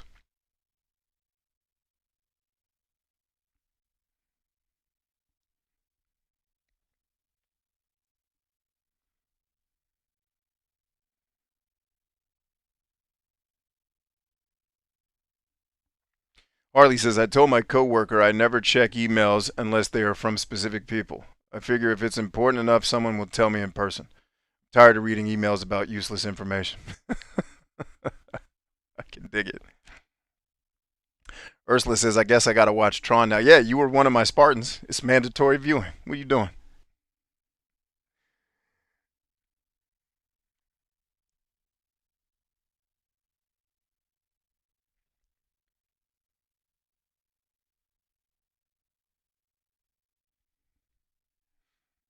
Harley says, "I like politics, but I'm too prideful to dumb myself down to get votes."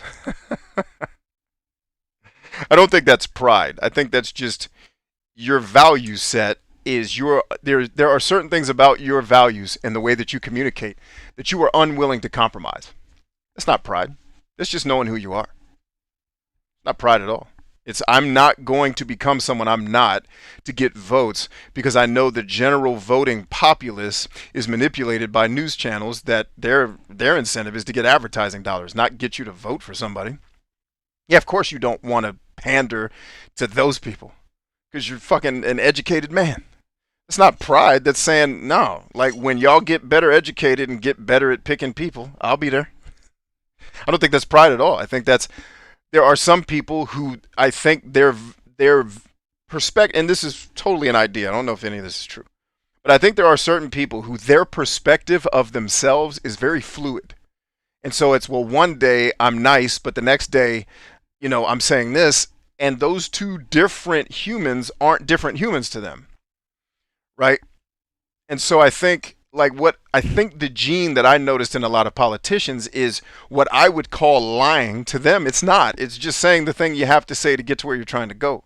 But in my way of defining the world, that's lying. And I'm not saying I'm completely 1,000% honest all the time. Everybody lies. I've told somebody some shit they did was nice when it sucked, because I just wanted to get out of the conversation.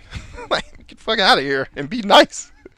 But, like, there are certain values that you're just not willing to compromise. And you probably score really low on Machiavellian tendencies on the site. If you took the Dark Triad test that I give my Spartans to know their psychology and know their personality and who they are, you're probably low on being able to manipulate others. And to be a politician, you have to be a master manipulator. And that's okay, because manipulation in and of itself is not bad. I manipulate you guys every night. I get you to come here. I got you guys earlier today. I manipulated everybody on my show earlier by the way I did this presentation. How many of y'all worked out today after that? Right? I know Clem did, because he started working out on the show. I was manipulating you. The difference is I'm manipulating you to do something that's good for you, not something that's good for me, which is what the politician is usually doing. Right? And that's probably the line you can't cross, is the manipulative part that doesn't feel like it has an altruistic end that justifies the action. I could totally relate to that. I'll never be a politician for that reason. I can't cross that divide. And maybe it is pride. Maybe I'm prideful too. But to me, that doesn't scream pride. It screams a person that really knows themselves and wants to avoid a stressful situation where they're going to be ineffective. Because as you read in book 2 of our 52 book challenge, you saw the part on values, where a person who has values that are in conflict with the organization they're working with is going to be doomed to mediocrity at best and non-performance and failure and pain at worst. You're going into a place where your values are very different from the people you're going to be playing ball with, and you can't win. So why play the game? That's the way I see it. I don't know that I'm right, but that's the way I take what you're saying.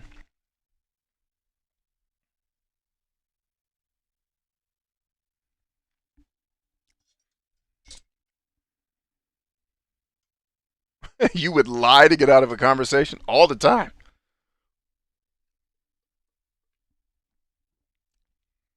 Well, I guess it depends on how you define a lie, because they asked me a subjective question. It could have been It could have been great, just not to me. So I wasn't lying. It's great. Let me get out of here. It's great to somebody. So technically, yeah, I didn't lie, Lisa. Good point. I technically did not lie. Oh man, let's get some more tea in our belly, shall we?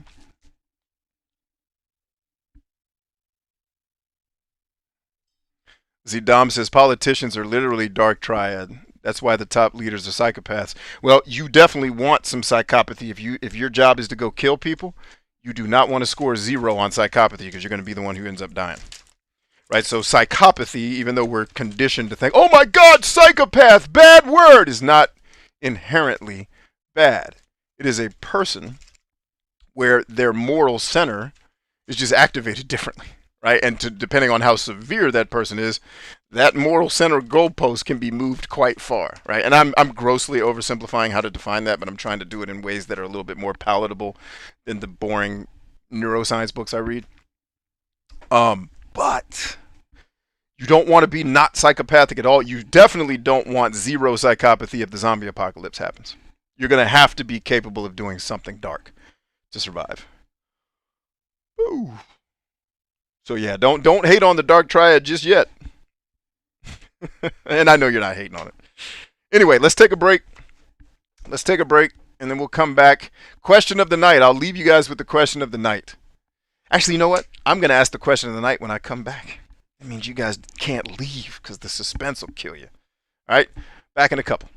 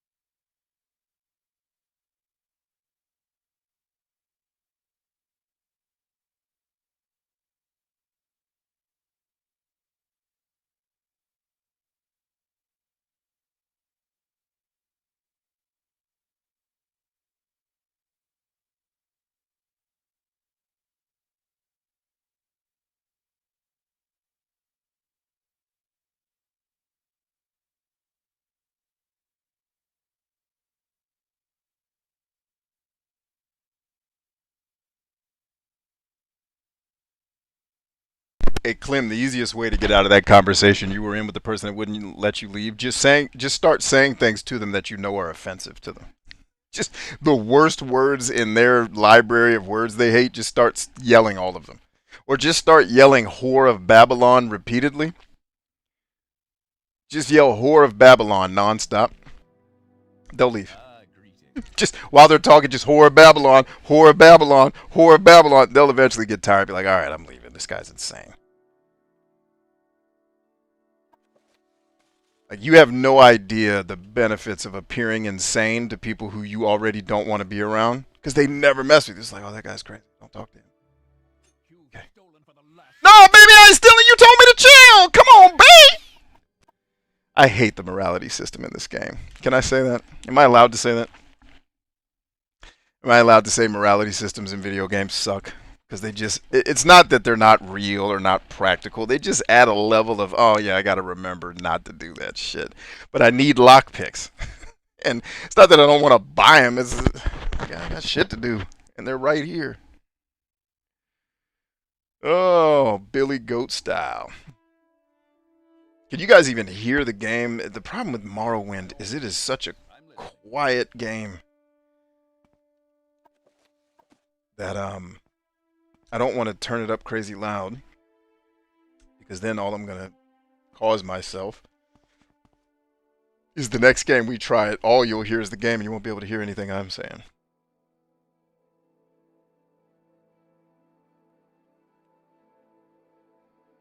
It's Tron. He fights for the users.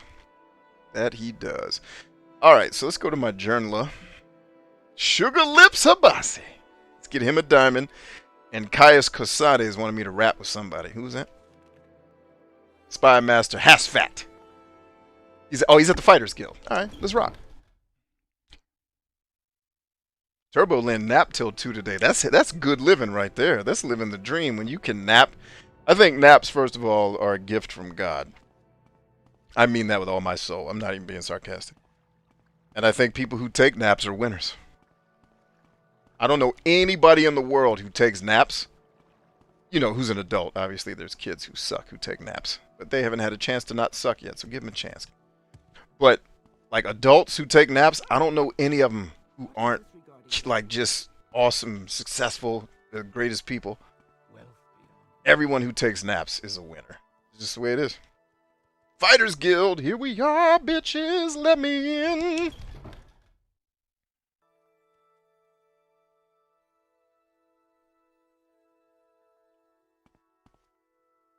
Shouldn't be here. I shouldn't be here? Is that what you said? What can you do for me? You can let me join the Fighters Guild, baby.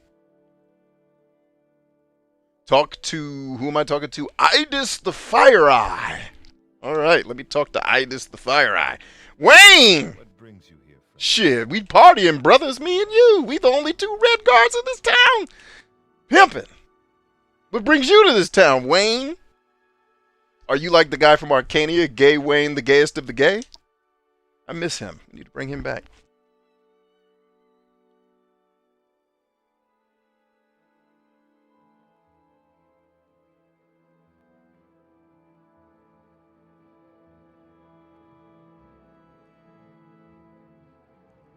Welcome, adventurer. For equalize. Okay, yeah, he's tripping. Where is Idris Fire? Head on. The Nords are always tall as hell in this game. Even the ladies are 7 feet tall. Let me join, baby. Yeah, I want to join. Sign me up. Man, we joining guilds. Out here winning too much. Jesus. Let's get some orders. I have a simple contract for you. Oh, the cave rats. Of course, we'll take care of the cave. In fact, didn't I already kill the cave rats?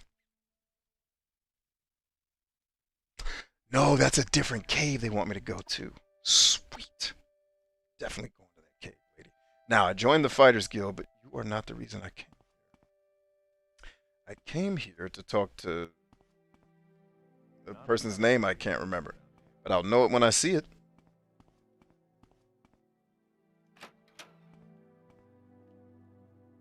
God, the soundtrack in these games is always so fantastic. For nothing else, the Elder Scrolls games are worth playing just to listen to them. The soundtracks are worth your time. Kaz says, listening to B in one ear and a Polish software-defined radio in another. All right.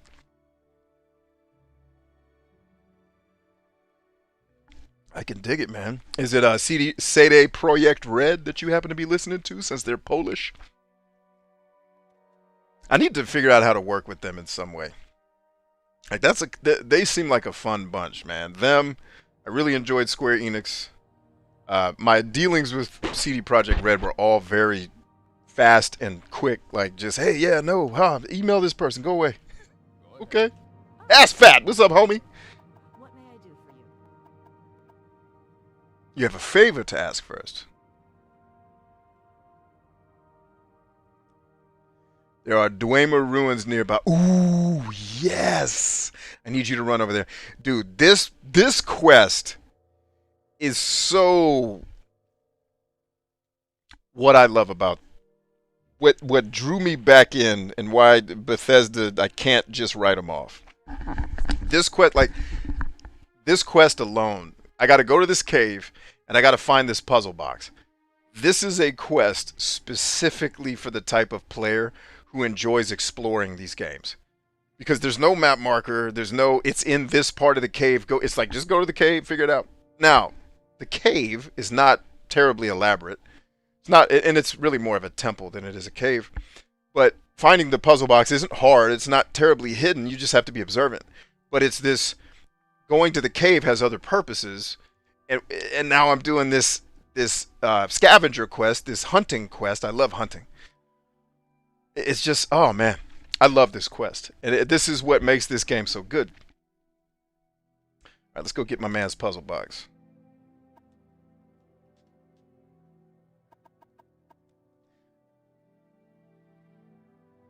All right, now, what I also remember about this quest is that there is going to be the bridge we have to cross to get to the quest requires me to fight someone that has a good chance of burning our ass to death. I need to remember that. And now I got to decide which one of these quests I want to do first. What up, y'all? Stay cool now. Wait, is this the store that had the diamonds? No, that's Meldor. You may speak. Your mama speaks. And in fact, why don't we just join the Mages Guild while we're here? Get all our guild joining out of the way. What's up, lady? Yeah, I want to join the Mages Guild. Yes, you look like the sort we could use at the Mages Guild. Yeah. Yeah, I'll join. Hell yeah. My duties. You don't have a duties for an associate. Speak to you again when you've proven yourself. Okay, who do I talk to get duties then? Okay. Who do I talk to, though, lady? To get some duties. Is it Golden Beer? I know that's not the name. Alright, question of the night. Let's do it. What's your favorite? And I know I'm an hour and 40 minutes late to the question of the night. Question of the night. What's your favorite anime? And if you're going to answer with, I never watched an anime, your immediate homework is to find a cool anime to watch, because you're missing out. Like, you only get one shot at this Earth thing, and there's a thing called anime that you've not experienced yet, that you should experience. There is some fantastic, life-changing anime out there. So, what is your favorite anime? And if you're going to answer, you've never seen it in the comments, I want you to research some anime, and then I want you to come back and tell us which one you're going to watch. And if you need recommendations, there's going to be great people here who can give you great recommendations for anime. And this statement that I'm making is coming from a person who doesn't like anime that much. But I had a person who persisted and says, my brother, you got to give it a shot. I was like, I don't really do cartoons. Like, I liked the Transformers when I was a kid, but I don't like Disney shit. Animated stuff just doesn't really get me. He's like, but trust me, this isn't your Saturday morning cartoons, brother. And he handed me a DVD. I took that DVD home. I was back at the store the next day to get every DVD in that collection. I bought all of them, then bought another series. So I'm not a big fan of the medium, But there is some pieces of work in that medium that are so fantastic and so good. They're worth your time. Step right up, soul. What about some? I'm just trying to get some duties. Speak with Ajira. What do you do? Oh, you're a friendly sounding lady. I like that. Everybody else here's an asshole. What do you want, Outlander? Whip your ass. You talk to me like that again. It's not what I want. That's what's going to be. It's a foot lodged in your ass when you have to go to the goddamn gas station. And be, hey, why is that size 14 shoe in your ass? Oh, I got smart with this guy back in Morrowind. Damn right you did. Oh. All right. Oh, is that the teleportation lady? Where's Ajira? That's not. Is this Ajira? Hell no. That's the lady in charge. You can talk to her. She'll kick your ass. Oh, there's Ajira. Give me some duties, Ajira. Yes. Before Ajira, you need some mushrooms.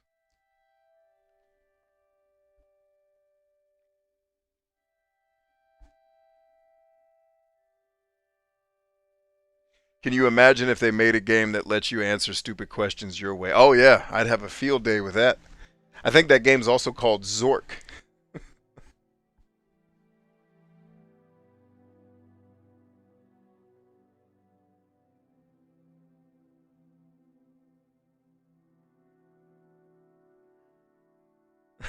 You tell yourself. Damn, Harley Quinn is, I think, no less than 15 minutes behind the stream. Woo! Let me put that in the comments, because, or am I behind the comments is what I should be checking.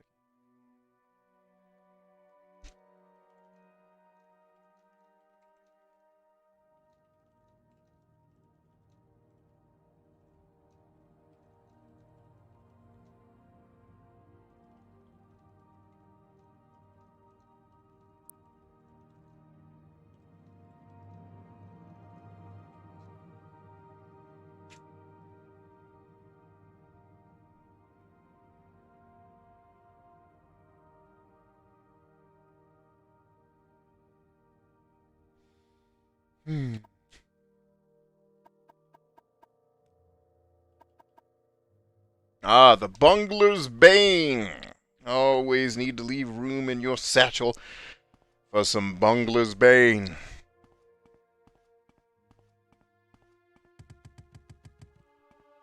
Alright, so did people start posting their favorite animes?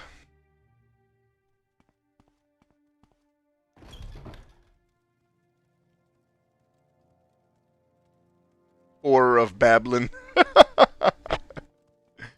Oh, you guys are funny. Okay, Lisa, I think, is on time with her comments. I think she's good. She was making the naps comment when I was actually talking about naps. Harley started talking about naps, and I'm like, I think Harley about 20 minutes behind.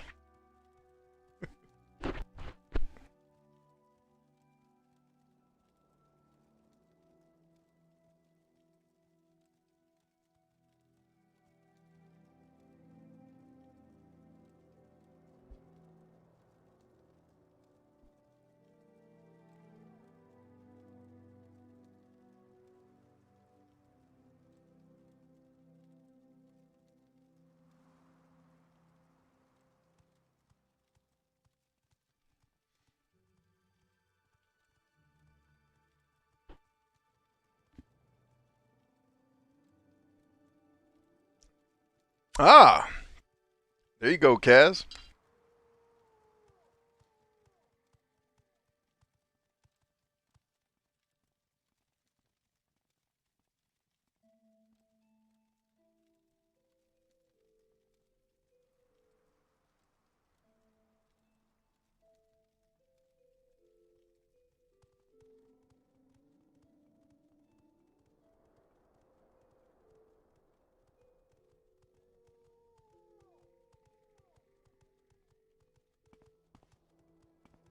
But the owl from the Tootsie Pop, isn't that technically 4 licks? Because he had to put it back in his mouth to bite it, and it would have touched his tongue. How do we define licks?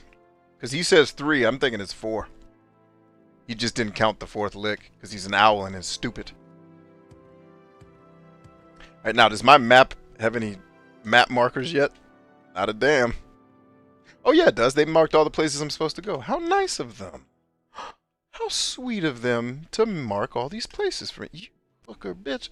Sorry. I get a little competitive and my language changes. Just hang in there. Yeah, if you have kids, this is probably not the show you want to bring them to. If you care about language. I don't. So, just be aware of it. Oh, man.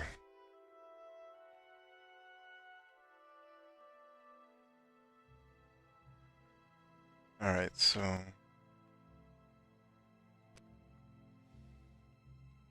let's go adventuring. Yeah, the other thing about this game is like, oh, they told you where you need to go, and then that was that. You figure it out. I don't necessarily love that. I like a good old-fashioned map marker. At least, like, here's the general vicinity of where you're supposed to go, so I have at least a cardinal damn direction. But, whatever. It's a video game. We'll figure it out. The game's only so damn big, we'll find everything eventually. Right? Right. Actually, which one of these quests do I want to do? I want to do...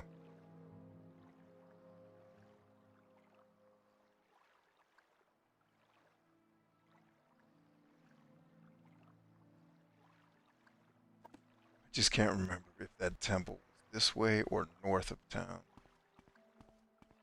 Or is that east of town? No, it's north.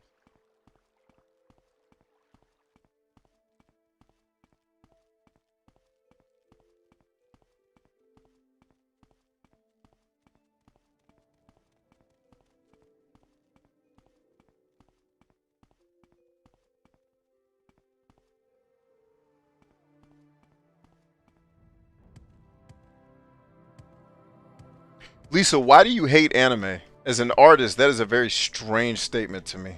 I'd be very curious as to the specifics of why you hate it. I think you're the first artist I've ever met. No, the other artist just doesn't care because he's ignorant to anything in anime that's good. But, like, rarely do I run into artists who don't love animation because they're artists.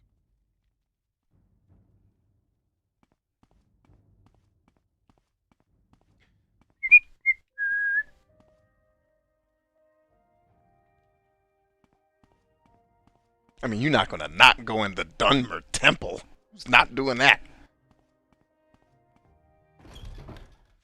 Alright, Harley says, do I have to choose one? You don't have to, but just pick one, dude. If you have 40 favorites, tell us one of them.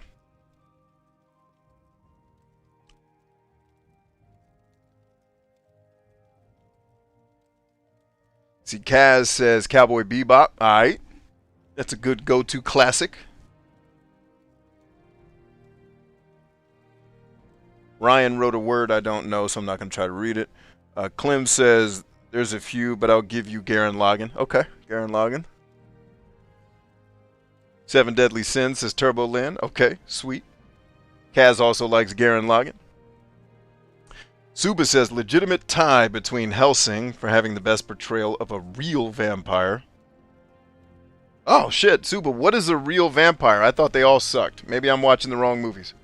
Because vampires all struck me as sissy, privileged-ass, rich, uppity people who just want people dead. Like, nothing about them struck me as, oh my god, I should be, like, what makes a vampire, and I'm totally asking in ignorance because I don't know. I'm not trying to make fun of your love.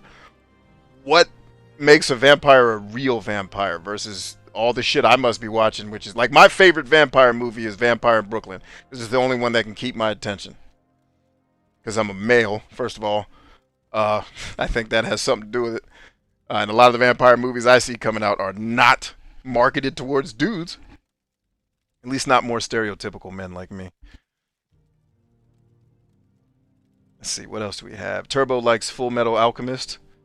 Yeah, I've not seen much of it, but what I've seen, definitely some good definitely some good writing in that. Yeah, that's another reason why I can't do these video game stories. I've seen Full Metal Alchemist. Even that's better than most of these games. Your youngest turns 15. First birthday, cannot attend in person. Oh, snap. That's tough. That's really tough, man.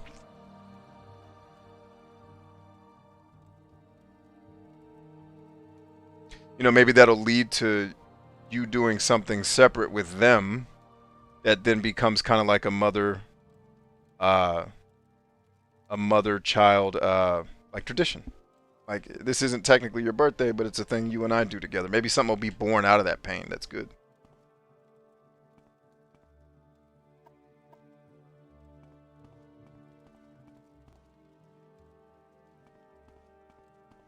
Alright, for a temple, there ain't really a whole lot of templing going on in here.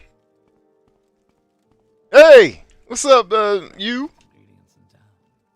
What's up, Dralval?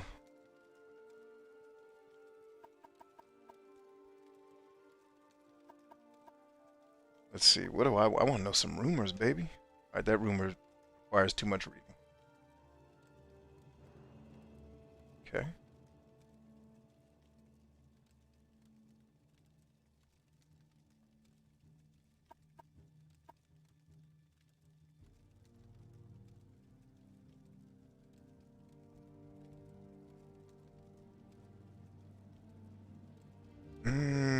That makes something make a lot of sense to me.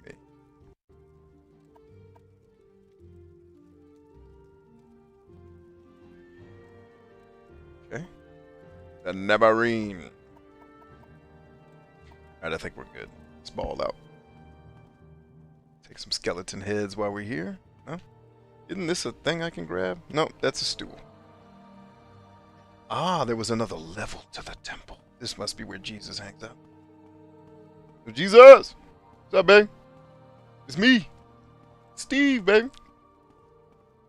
Yes, Outlander? You just hang here? What's your name? No, I don't think I need a whole lot of advice. Just outright. I don't really have any questions. But I'll be back if I have questions, and you can advise me all day long.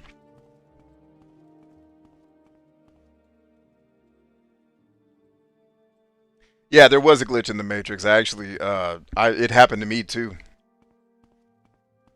But the glitch on my end only lasted about a second. Maybe on y'all's end it was long.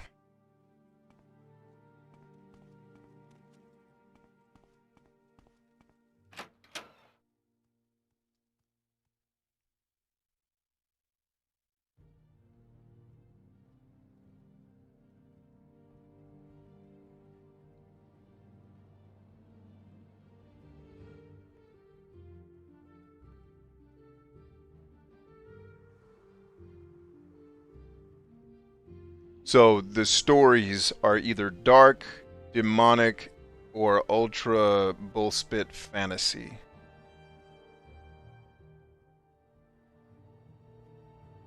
Shit, watch Samurai Champloo. Watch my favorite. If you don't like that, then you probably don't. You probably do hate it. What you're signaling to me is people recommended some shit to you that wasn't like you, because your response is very similar to mine when people are like, B, you need to watch anime. I'm like, get the fuck out of my face. I'm not watching cartoons, dude. Trust me.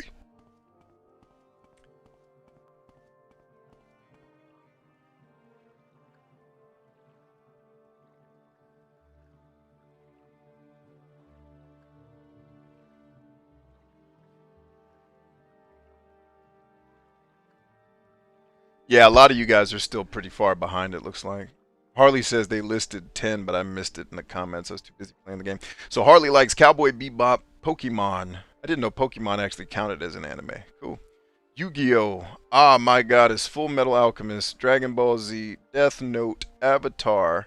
Oh, that counts as anime too? Cool. Demon Slayer, and a ton more. Alright, I'm looking at your list of the things you like. Okay. It's a pretty eclectic list of different things there. Zork, I don't understand. That is the phrase I saw most while playing Zork. Lisa says, sorry, I have tried to like it. No, don't be sorry. I am asking out of legitimate curiosity.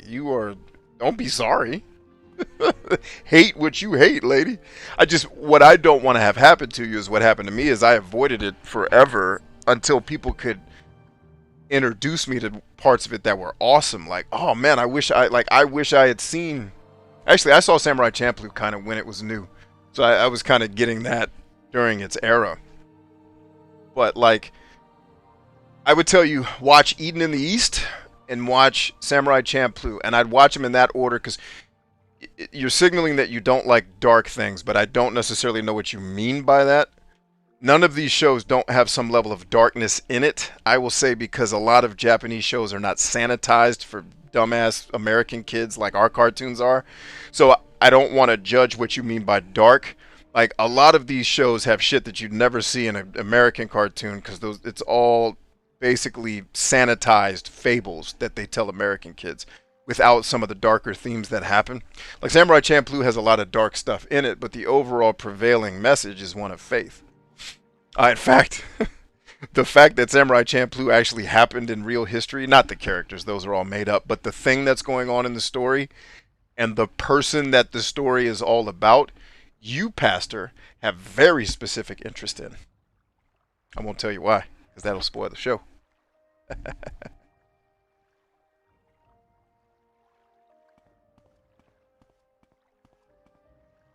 But the show deals with why your faith system was run out of that country. Or part of why. Because, make no mistake, part of your faith was not there to spread faith. It was there to sell weapons. And Japan was complicit in that part, so... They certainly weren't throwing you out for selling bad weapons.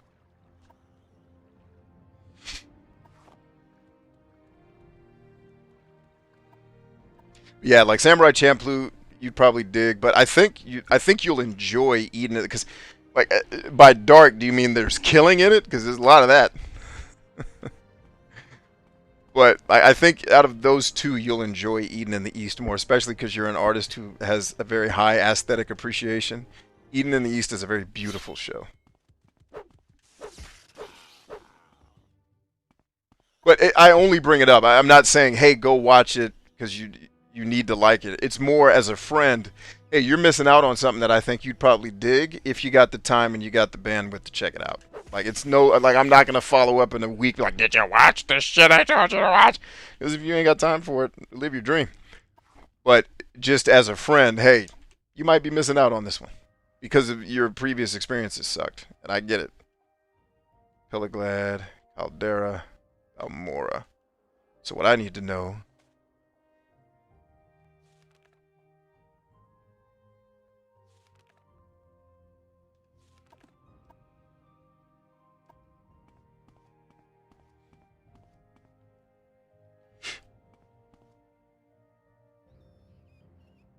Lisa says anime and cartoons are not the same to me. Well, yeah, most animes I've seen, they're not sanitized like American cartoons. At least more modern stuff. Certainly some unsanitized stuff in our cartoons if you go back far enough. Oh wow, I don't think have I ever seen it not yield anything?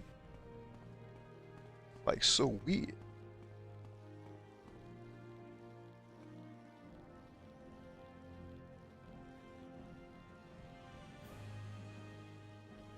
Arlie says, actually, Bryant, I can pick one. Spirited Away is the movie that truly got me into anime style. Okay. That was the... So if you... Like, the first anime I ever saw was Robotech. Right? And it was alright. The second one I got into was Ninja Scroll, but I saw that. It was fine. It was action and sex. Yeah. But it wasn't until I watched Samurai Champloo that I really respected it. But the reason why I brought that up is you just said Spirited Away. Spirited Away, I think, was the second anime I ever owned. Because Ninja Scroll would have been the first, and then Spirited Away, I think, was the second one I bought. Yeah, Spirited Away is pretty crazy, man.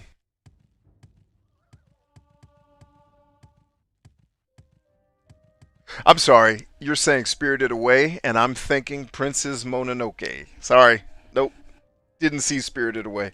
I'm thinking Princess Mononoke. Sorry, confusing my shows. I think I've seen too many of them.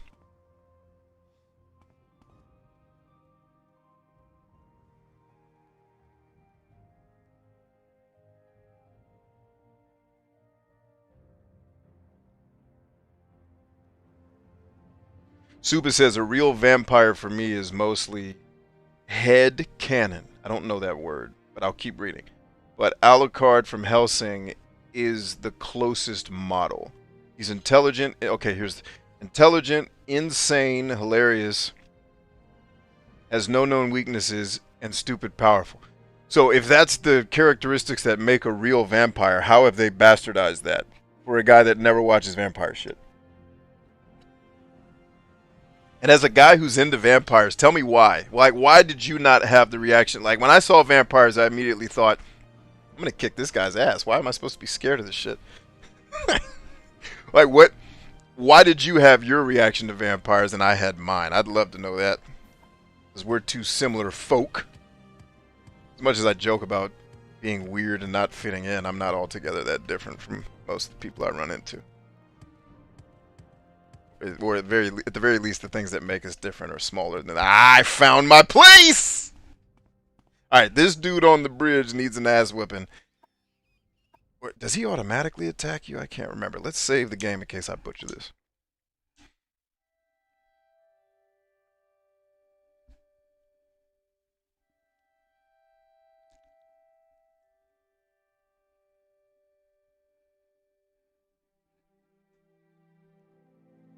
Yes, I want to overwrite the game.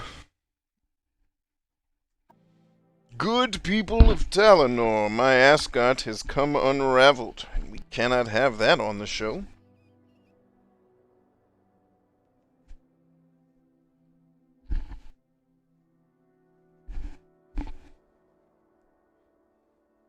You can go to the BCM swag store and get you one of these t-shirts that I've turned into. It just says Read Bitches on it. That's our Read Bitches t-shirt.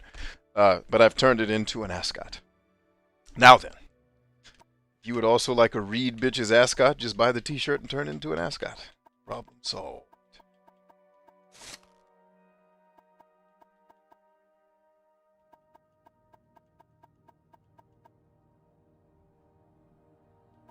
Is it this? No.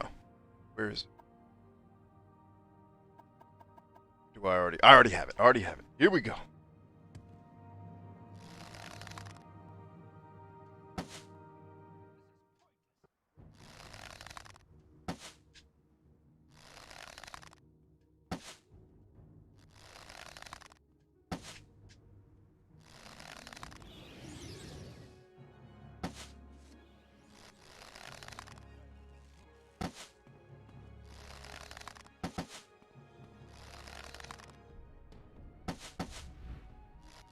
I knew he was going to be pissed trying to fight. Gotcha, bitch! Damn, that shit hurt! This dude's quick as shit. He is a beast with his magic. Damn, I'm getting served. I don't think any of my arrows have hit this guy yet, because I am not seeing his damage meter. The switch. Totally butchered this.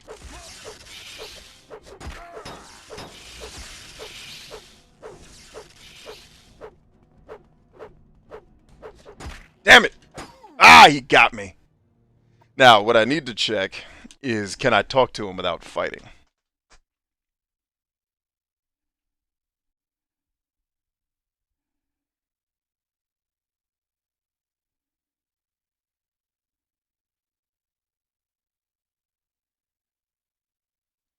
Harley says, I consider Pokemon Yu-Gi-Oh! It's Yu-Gi or Yu-Gi-Oh! I've never known the right pronunciation. I've heard both. And Avatar's anime, and I came to that conclusion from this girl in Okinawa. Who explained how the Japanese view them. Okay, cool. That's good stuff. Well, if the Japanese brothers, sisters, and others are down with it, then who are we to contest them? I don't remember if this guy wants to fight or if he's cool, and then he turned into a fighter. Pretty sure he just attacks you. Yeah.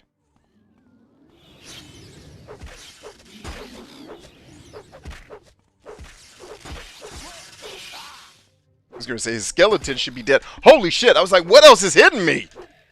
These things are the worst. Oof, we lived. We did it, y'all. We did it. I don't need his shitty axe. He's got good heavy armor, though.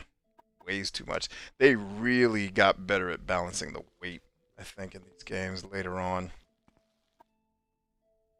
Shit, I can just take this diamond. I don't have to steal anything. Ha ha! Thieves Guild quest complete, bitches! Didn't even have to steal from anybody. Hey, and skeletrons are all supposed to have gold, but the skeletron is dead, so no gold. And we're in the place we were trying to get to, so let's heal up.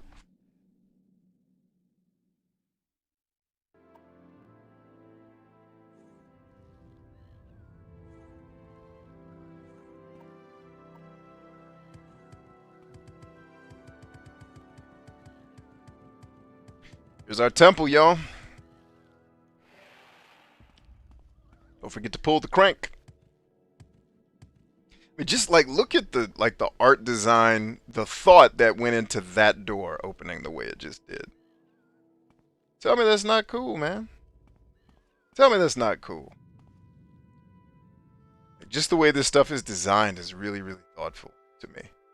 Boom.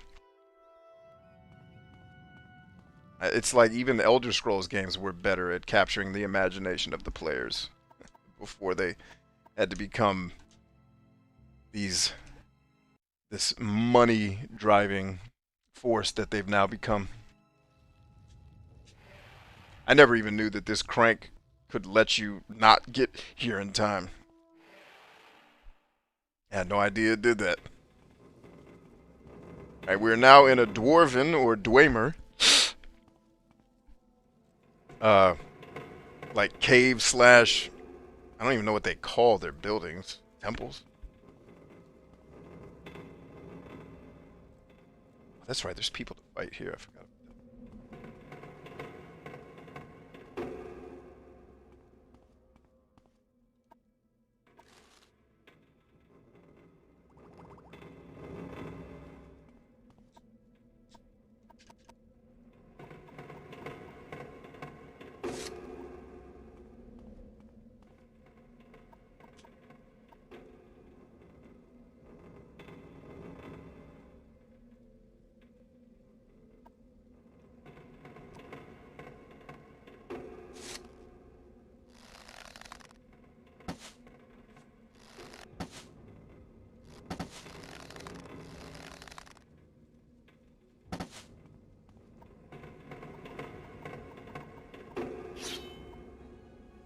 What up, homie?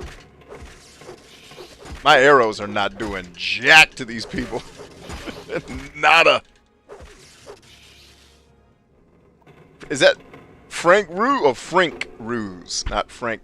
I thought it was Frank Ruiz. It was just Frank Ruse. That gold, son. Actually trying to kill you without being seen. Doesn't look like that's part of the game here. Harley says he did start watching Sailor Moon for the first time because this girl convinced me to. Actually, a friend of mine that I used to work with years ago, she tried to get me to watch it too. She's like, just give it a shot. I know it's not super manly. I was like, I like feminine shit too. If it's good, I'll watch it. I don't care.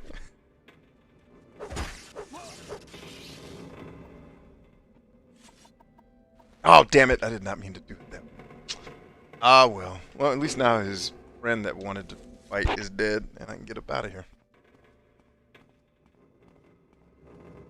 Need some torches up in this joint. It's dark down here, yo. And I'm letting y'all experience this just like I am. Just dark and lost. Although it's probably a little darker on my screen because I have these glasses on. It's like if my long blade skill is 52, why am I still missing people at this point? That's what I wanted. Thank you.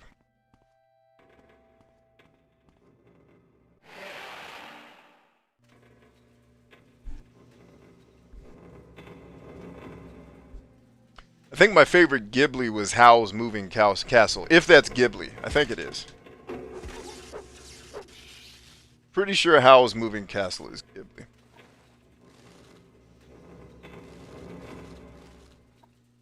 That was my favorite one out of that series. You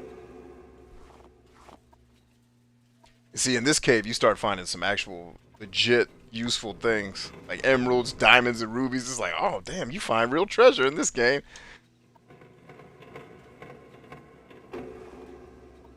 The Dwemer coin. Powerful as fire.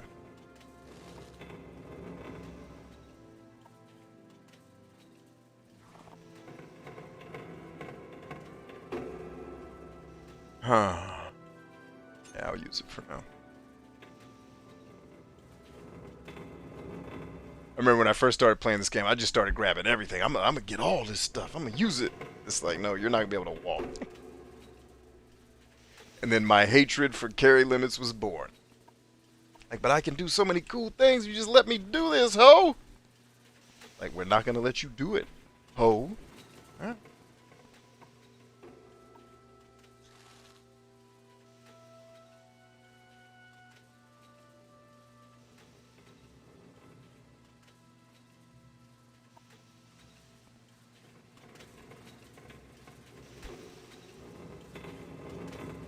I saw the archetypal monster and extrapolated the traits I considered them to inhibit. As a fan, part of my frustration with movie portrayal is that they suck. Whiny, weak, sparkly. Oh, so I hate vampires because I haven't seen any real ones. Okay, shit. Well, where do I see the real ones at? Because I'm telling you, the only vampire movie to this day that I like is damn Vampire in Brooklyn. Now, that's admitting not having seen any of... I've never seen the Universal Pictures Draculas, none of the Hammer series Draculas. I didn't see the original Bela Lugosi. Well, that was voice acted. The silent film Draculas. I've never seen any of those vampire movies. So I'm sure those are great. I love classic movies. I've just never seen those. Like, I think the first vampire movie I ever saw... Like, the vampire movies I grew up watching were cool movies. It's just the vampires were dumb. You know, like The Lost Boys, I think, was one of my first vampire movies. Which I love that movie. It's just the vampires are silly.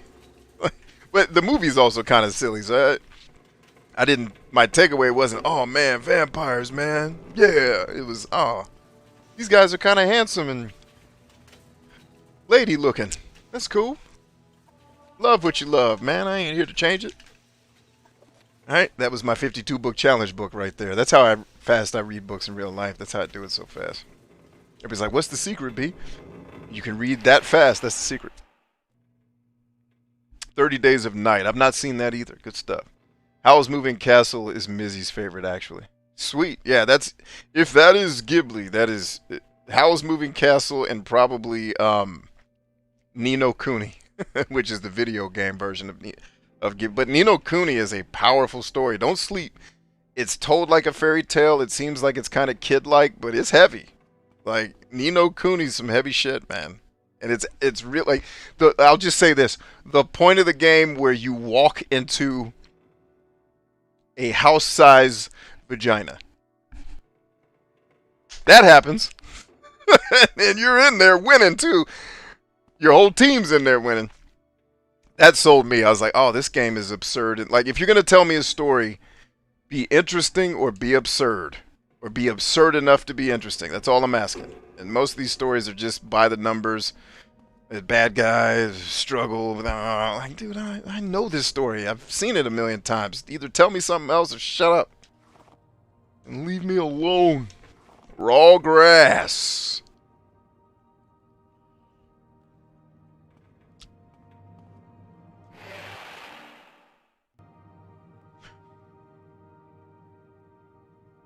He says 30 Days of Night is flawed but very enjoyable. Okay, good to go. Harley says just a show about middle school people who transform into the mood before you... What? Oh, the damn YouTube keeps jumping while I'm trying to read y'all's comments. To defeat some evil organization... Oh, he's talking to Angel, not me. Okay, let me stay out of the conversations that are not mine. Suba says, Bela Lugosi is good. Watch AVGN's review to get into the mood. Oh, that's how I know about all that stuff. I've watched his Dracula and Hammer series stuff. His Cinemassacre series, I've watched probably 3 times. All the way through. And then that Dracula one, I've probably watched 5 times. Yeah. And I will, on your advice, good sir, go to war with a multitude of counselors. Before I watch those movies, I will watch, I'll watch James again. Because you're right, like, he's the person who got me interested in this stuff in the first place. Because I didn't grow up with it. I didn't even know it existed. You know, or I guess I knew about Bela Lugosi because one of my preachers that I came up with, he used to, in a lot of his sermons, he would talk about his experience with Dracula and how it scared him as a kid because he was young enough to have seen Bela Lugosi when he was a child. So cool. I will definitely do that, man. Tristan says, I always tell my son, it's not a vampire movie if the vampires aren't being chased by a black man. Blade.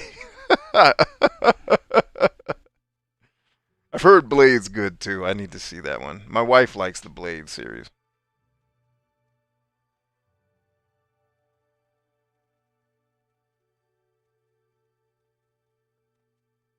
Are you talking about I Am Legend, Clem? That sounds like the story to I Am Legend, but I can't remember. I know that's technically about vampires. Zuba says, if you want to see what I consider a real vampire, check out Hellsing. There really is no... Okay, noted. I'll add that to my list of things who people recommended me to check out. Blade is a good vampire too. Fun trivia. The success of Blade is the reason we have Marvel movies now.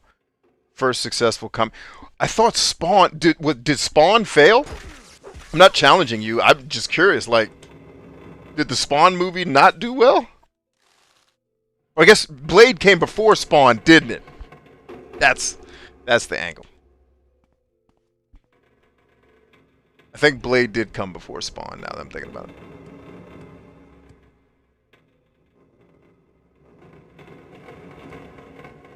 But given how not, like, I like Spawn because the actor, obviously, I'm a big fan of that dude.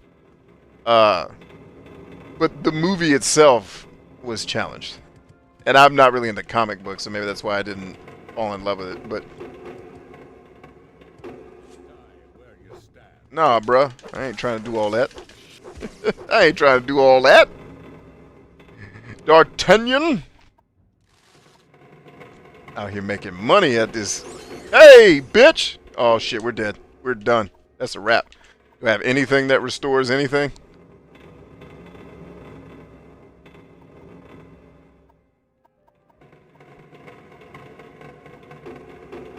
Screwed.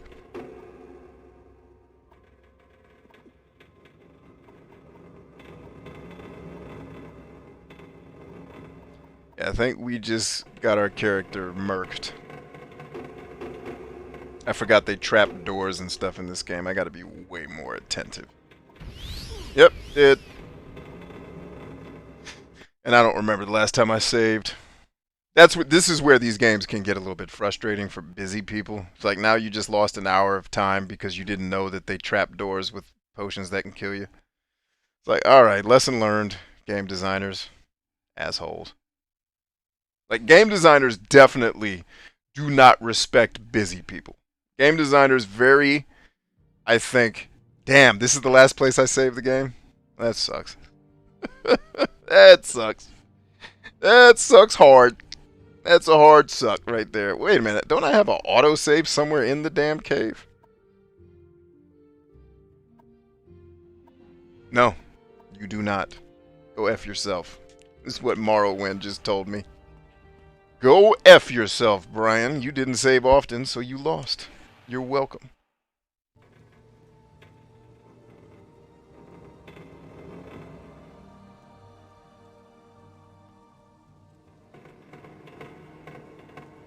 Yeah, that's what I was assuming, Suba. I was like, Spawn must not have done well. Because it's like, I know they did comic shit before Marvel. And I was like, oh, Spawn. I saw that in theaters.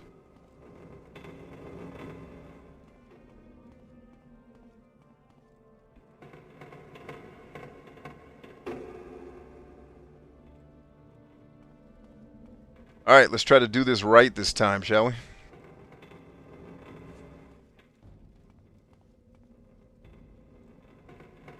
It's funny, too, because the stuff I want is on this side of the cave, but I went to the other side first. Yeah, ho. Did.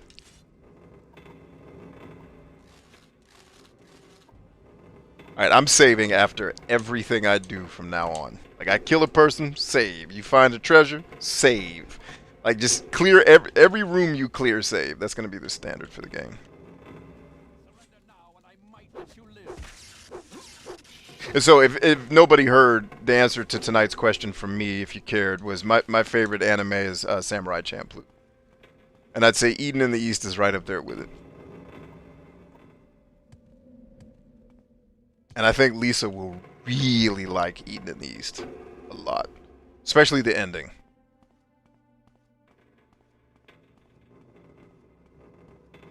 It does deal with some dark stuff, but the way they portray it is like, yeah, that's cool. And it's like, the one thing I'll say about Eden in the East, because I don't want to spoil anything. When you figure out who the protagonists actually are, you're excited. And the main character is super, super, like, likable as a lead. Like, that's pretty much, I think, what sold me on it. But yeah, if you never watch it, no worries. Just if you ever get around to, hey, I'd like to give that a shot. I think Eden in the East is going to be your jam. Like, and I revere Eden in the East. Like, it had a really profound, like, it wasn't just fun to watch. I took something away from that show. Like, I tell you guys always, like, entertainment really doesn't grab me. I need there to be something under the entertainment that, you know, makes me care about, like, what is your actual message? Why are you making this thing is the thing I care about. And the heart behind Eden in the East is right on the ticket. I think. I mean, I wasn't there when they made it, so maybe I'm wrong, but my takeaway from it was, wow, that really had a profound emotional impact on me to think about, what if that really is how things work? Wow.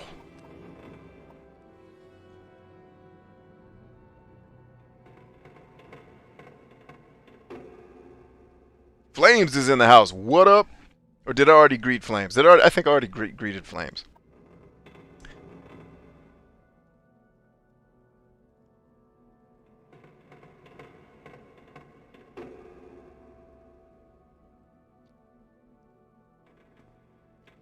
All right. Let's see. How do I want to proceed? I think this is where we did it at.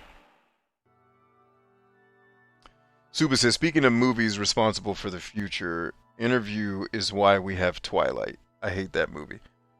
I mean, I saw previews for Interview with a Vampire, and it was like, well, yeah, I'm never watching this. It just looked like the previews I saw of Interview with a Vampire took me back to, I used to have a homegirl that I used to hang out with when I was 7. She was kind of a tomboy. We would always do playing, you know, guns and building forts and stuff. It was awesome. But then one day she asked to do tea parties. That's what, Interview with a Vampire is every tea party I've ever been asked to be a part of. And wanted to, like, hang myself with my ascot in front of everybody during the goddamn tea party. Like, watching the previews made me, I was like, I don't want to be part of this. So I don't, that's how, like, that was my first really introduction into this vampire horse crap. It's like, I don't think vampires is my gig, bro.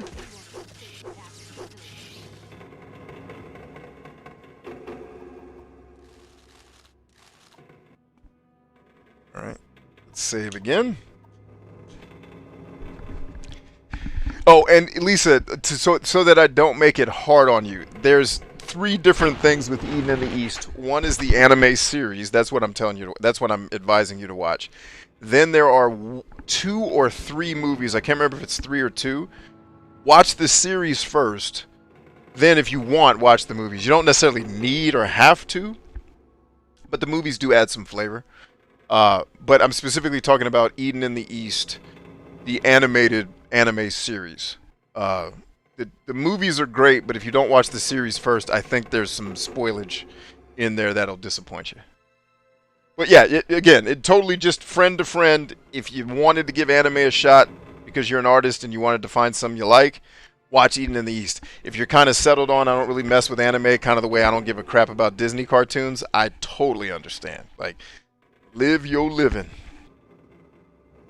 See, Dom says his favorite anime is Dragon Ball Z. I imagine that's a lot of people's favorites, because isn't that kind of the anime that crossed over to mainstream America? Like, isn't that the anime that got all the kids fired up? I mean, technically, I'm guessing it would be Pokemon, if you consider that an anime. But isn't Dragon Ball Z kind of the thing that hit right when all of y'all were in, I don't know, middle school or whatever you were? And that was That because I remember my cousins watched it when they were in middle school, like when I was in college, and it was like, okay, like we're watching Dragon Ball Z. We have the Japanese version, so they smoke real cigarettes. Oh, I was like, oh shit, awesome.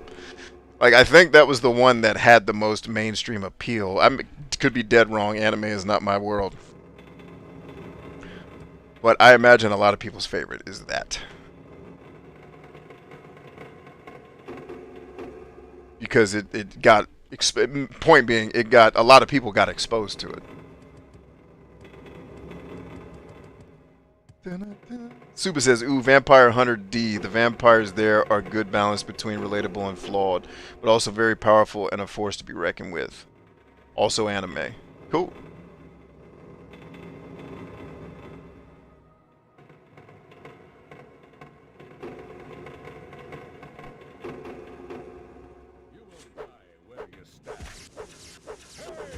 He said, hey!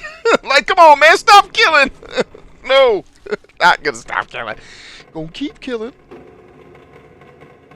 Gonna keep on killing on. Let's open the door and not die this time.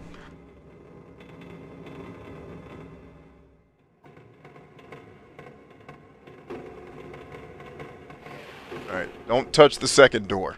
Or the inner door, or the whatever. I'm saving before I touch any doors. I mean, and designers, you could have let the door hurt me and not kill me. That was kind of a little cruel and unnecessary, but I think game designers are kind of like in there. I think every game designer's shadow personality is basically Hitler. Like, just, nah, it needs to be, like, you're more murderous than Hitler. Like, just Mao. Mussolini, just killing. Fuck! See, that's why I saved the game first, hoes. I'm stuck. I'm stuck. I'm stuck. I'm stuck. I can't fight if I'm stuck. Crazy game, people. And I had a chance to heal before I bled out. Ha! Take that, video games. You ain't got no gold on you? Where you gold at?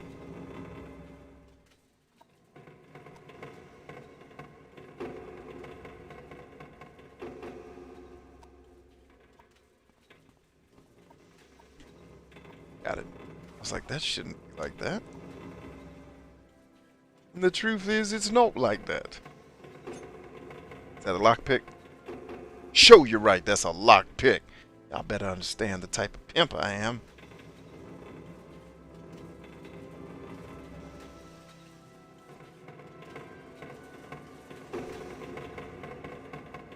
Ooh, I need to keep an eye on the time, too. We got so deep in tonight's conversation that I have lost track. It is getting late, and I want to be respectful to all of y'all's time. Dylan! What's up, Dylan? Long time, man. He likes DBZ and Naruto. Cool.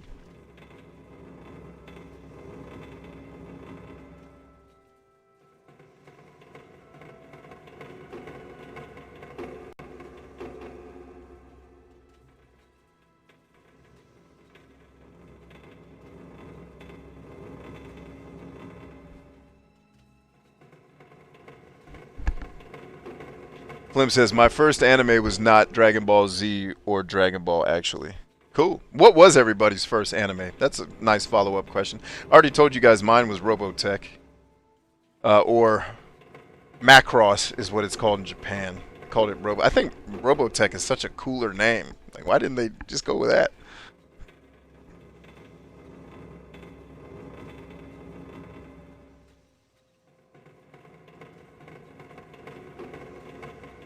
Trunks is your favorite character. That was my cousin's favorite too when he was watching it back in the day. Because actually the episode he showed me was a Trunks episode when Trunks was still a kid, and he was winning some championship against Mr. Satan, which I forgot what they call him in America. He's Mr. Satan in Japan, but Satan doesn't mean what it means there here. So it's just like Phil to them. I think I don't know that for sure. Ruri Kenshin is your first. Okay. I haven't seen that either. See, Flames loves Cowboy Bebop.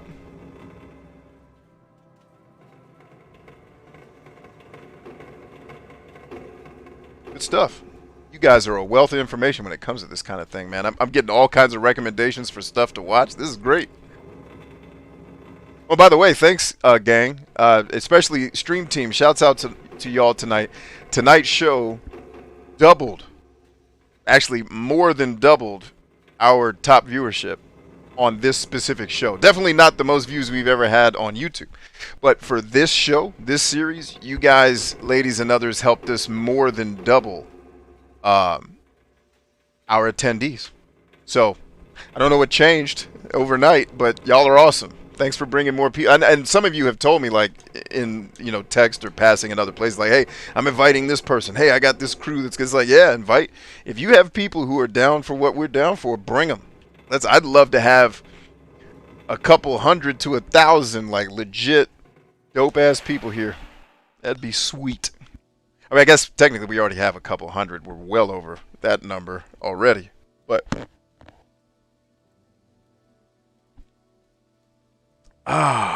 you were stuck on the stool. I think I was, Turbo. I think you're right. Unfortunately, you were right. Tell your sister. Hey, it put me out over here on the other side. So going underground, yes, Chambers remembers these things. Because he's played this part of the game no less than 18 times because he can't bring himself to finish this game because he doesn't have any discipline. Sorry, I had to get that out. And yes, I said discipline, like Edward James Olmos says it. Nobody's getting that reference. That's just for me. Oh, man, it makes my heart come alive.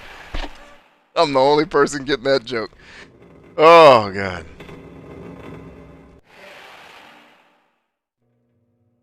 Yu Yu Hashuko is incredible.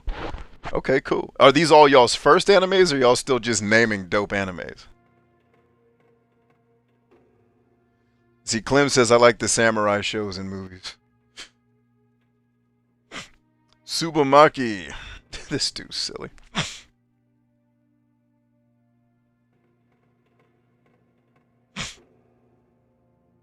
Turbo says, good night all. Been a rough day. Yeah, get some rest, Turbo. Thanks for being here. And thanks, I know today was a rough day for you. I heard it in your comments when you first came. I appreciate you being here. Appreciate you hanging with us and spending time. And adding value to our community even when you've had a bad day. That's the mark of a true warrior. So keep getting after it, lady. Thanks for being here. We'll see you next time. What I'm made of? Come on up here and get a taste, baby. I'm made of all kind of goodness.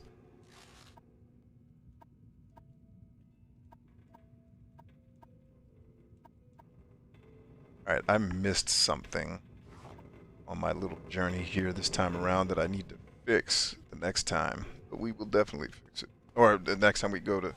Come on up here and get this ass whipping. I know you want it. It's all yours for the taking.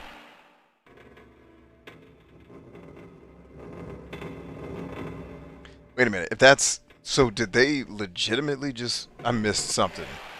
I missed something big time. There's no way. There's absolutely no way that's... I guess it's plausible. But I'm not buying it. Really? Is this how I did that last time? Alright. F it. Let's go to work. And in fact, I'm not going down there till I kill this person with a bow. I'm gonna get this bow and arrow to kill somebody, damn it.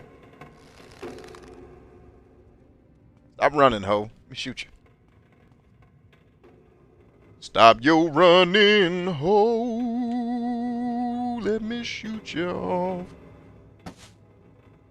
Okay, am I missing or what? I can't tell. Like, I legitimately can't tell. This game's so terrible with this.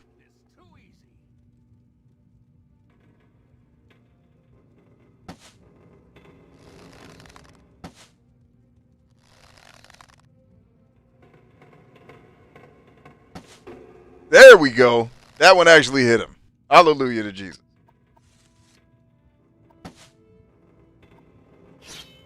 And somebody tell me, is there a quick way to switch weapons in this game? Because I have not found it if it exists. Let's save too before I just throw myself down there.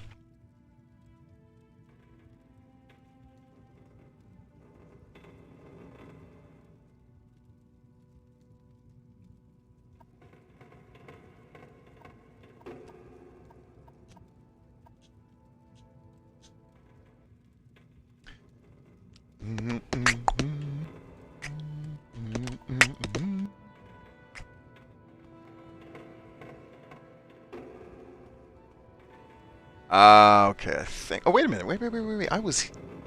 No. We're good. Good.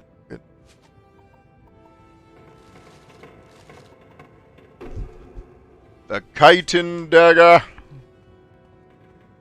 Ooh, lava. I'm digging that. Let's talk about it. The lava room, baby. You want to swim? No, let's not swim in the lava room. I think that's gonna go poorly. Who was the first human that swam in the lava room and figured, like, damn, hey man, don't swim in the lava room. Why? Reggie just did it, man. He's gone. What?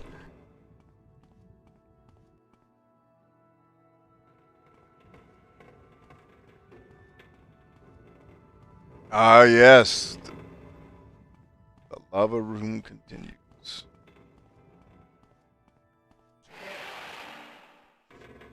So yeah, disappointed but also pleased at the same time that I didn't get to do my grab bag with all of you tonight. But I'm glad I didn't get to do it, because if my grab bag had came tonight, there's no way I'm not playing it. So here's the good news.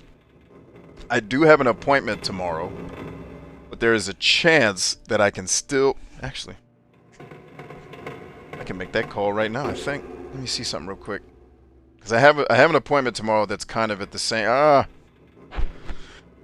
So it'll depend. There's a chance we can have another early show tomorrow on the earlier side of the afternoon. Like noon, 1 p.m., depending on what time we finish this, what time I get to sleep after I get all the other stuff done I got to get done. Because I think I'm talking to the chairman of my company tonight, too, after this. So that's a thing. We might have a daytime stream tomorrow, and that might be where we do the grab bag. Because the point is, we're not using the grab bag on this show. We're immediately doing the grab bag thing. So I'm actually glad it didn't come tonight, because I wanted to do Morrowind.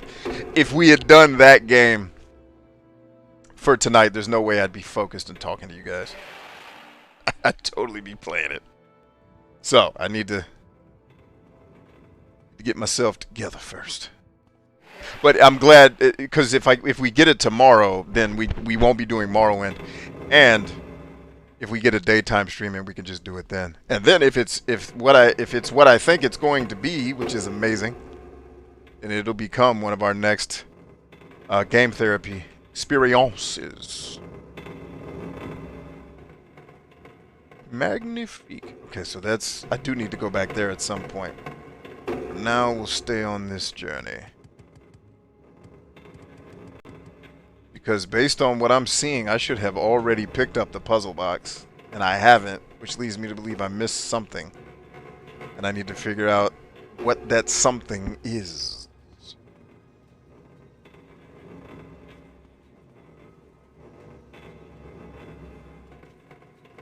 Alright, so maybe it's this one. The Hall of the Centrifuge.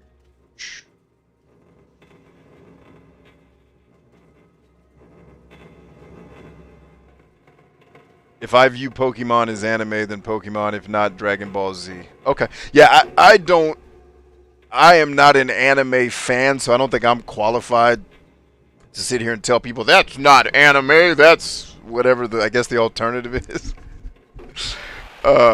So if you call it anime, brother, we're calling it anime. That's how this conversation ends. Is with me agreeing with you and saying, yep, it's anime. If you disagree, you suck. Alright, we've been in here all night, still ain't got this dang puzzle box, which I should already have and do not. Is that Flynn? Is Flynn. Almost Flynn. Although the puzzle box may also be in the Darth Vader lava room, so I need to keep that in mind. But I missed some stuff down here, because when I bought the farm during that fight with the guy at the door, I left some treasure down here that I do not want to leave behind. It's very important that we don't leave it behind.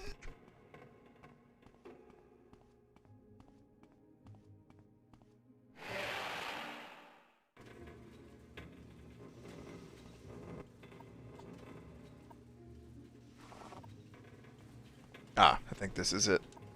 This is it. Nope. Although this is kind of random. Hey, homie, how you been? You dead? You done now, bruh? Oh, you ain't coming out of here like that. That's your ass. I want that shirt of yours. That shit look cool as hell. Right, now then. Matzah. Is that matzo balls? Balls of matzah. He's matzah balling. A dance in fire. You gain knowledge from this book, your acrobatic skill is increased to 13. And in honor of my skill increasing, I will read it.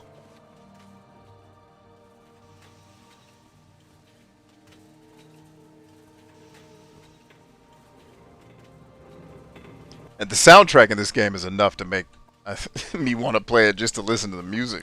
Like, alright, so we cleared the thing that I had left uncleared. That's done. Let's head back to center stage and kick ass. Let's see, Super says, by the way, B, someone at work did the aha from Coming to America. I know you know that part. Aha! I couldn't help but yeah, of course. Yes! Nostalgia for Days Gone. Which is a game I need to do on the show, too. That game, surprisingly, Days Gone, at least the parts of it I have played, which are not much, but surprisingly, Days Gone did not suck. I couldn't believe that. I was like, this game's gonna suck. Let's just play it. I bought it literally just for the collection, and it looked like a game I wanted to try. Let's give it a shot. And then it was like, oh. Other than a couple of things I would have done different philosophically in the design, this game doesn't suck. This game alright.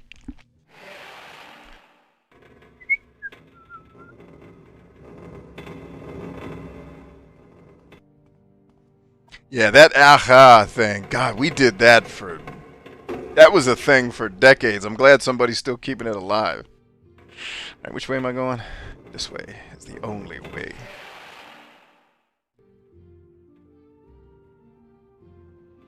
It says, why is Reggie the go-to name and why does that make it funnier? So Reggie is the go-to name because of Bernie Mac. And there's a scene he does in a movie called Guess Who, where he is picking on his employee named Reggie. And so I took that Reggie thing was a part of my shtick for as long as I've been married. Because I saw that movie with my wife. It's a romantic comedy that's actually really good. Highly recommend. Any romantic comedy that's starring Bernie Mac, just watch it. Fucking Bernie Mac's in it. You don't need to know anything else.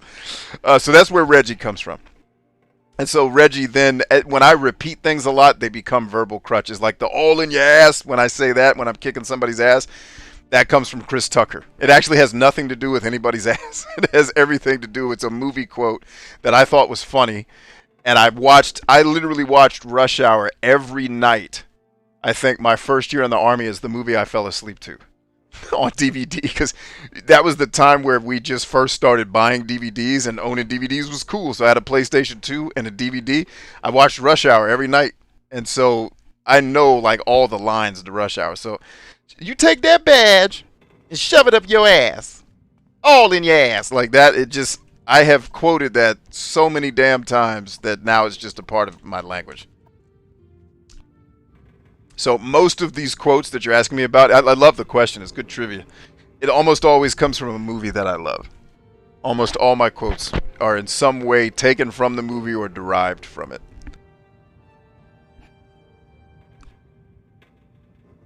But yeah, at the end of the movie where he tells the secret agents to take that badge and shove it up their ass, that's where the all in your ass comes from. Because it's like adding insult to injury. You're beating somebody down and you're talking shit to them. Like that's how I took it.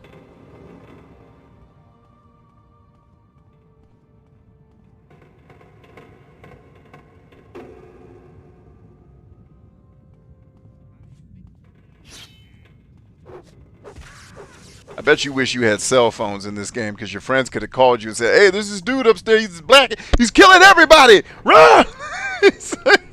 You didn't get the message? And he was indeed in here killing everybody. That's how he did it. He ain't leaving nobody not dead. They knew. He said, listen, man, there's one thing he does well, is killing. And if he's on the scene, well, killing.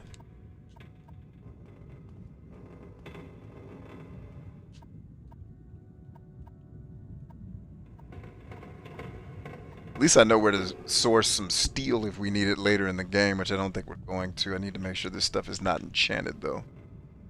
It's not enchanted, but the picks need locking.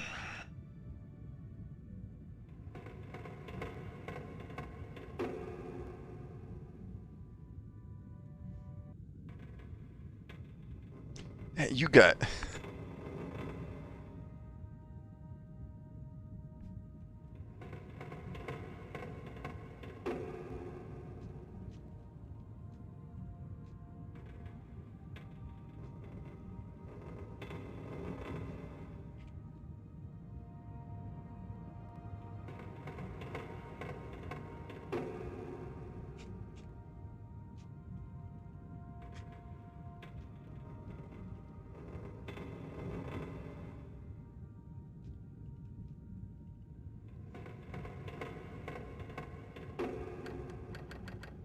So do I have to equip a lockpick? Is that what the game's trying to tell me I gotta do? I'm happy to do that shit. Kind of dumb.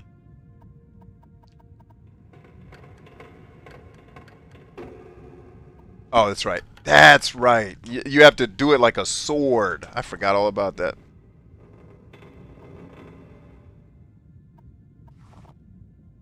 I don't know what this is, but it weighs 40, so that means I want it. We're taking it. Get your ass out of here. If it weighs 40, it's valuable to somebody, damn it. Otherwise, the game designers wouldn't have made it weigh that much. Which means I'm going to go sell it for like $1. Because in this game, that's like being a millionaire. Let's see how... Damn, I still got 10 out of 10? I don't know how, but I'm glad.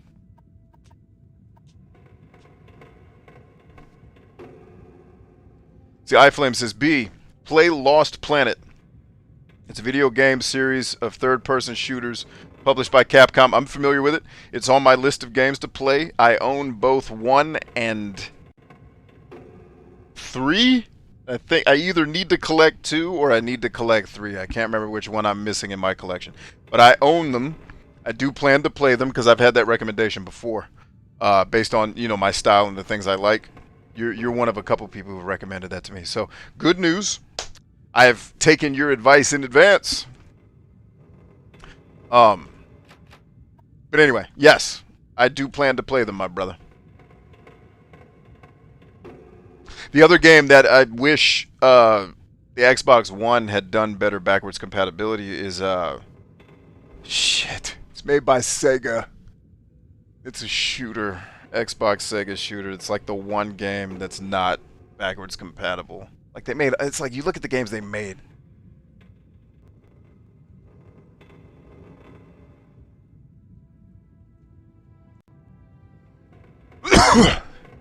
Binary Domain. That's it. I had to look it up. Binary Domain's another game I want to play on the show, but I have to actually hook up an Xbox to play it because it's not backwards compatible.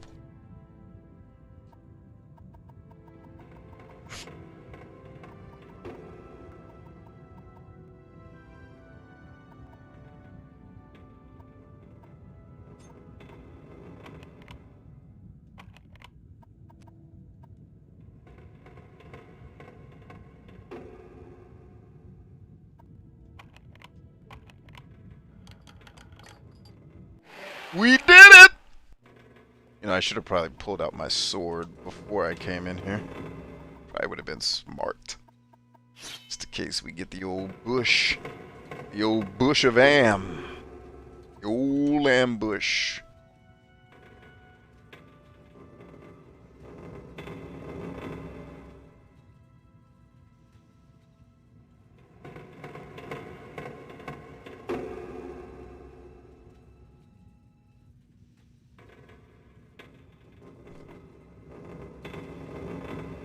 Tristan says, the older I get, the more I like and miss Bernie. Yeah. I ain't scared of you motherfuckers. I remember I heard that stand up for the first time as a kid and thought that was one of the funniest things I'd ever heard. When he told the audience, I got something to tell y'all. I ain't scared of you motherfuckers. Just came out swinging at the audience. Yes, I love comedians that troll their audiences well. Like, do it in a way that's actually funny and not actually trying to hurt people. Good shit. Woo! Here come the Dwemer spiders. They're mechanical. And they kick hella ass.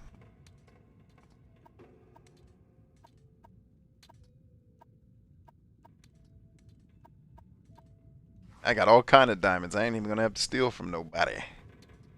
Ooh, gonna pick me a lock that's level 40.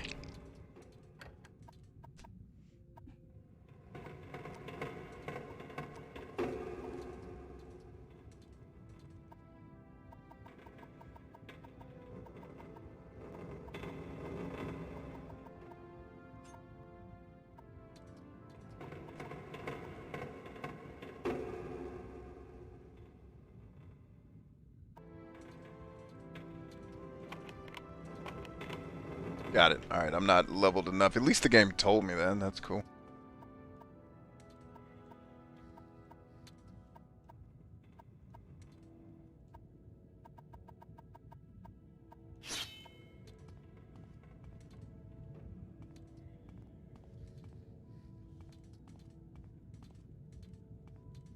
Ah, you can toggle it. I was wondering, I was like, how is it toggled? I didn't think you could do that. Like, obviously the game can do it, but I ain't doing it. It's like, you can do it, bro. Even yourself.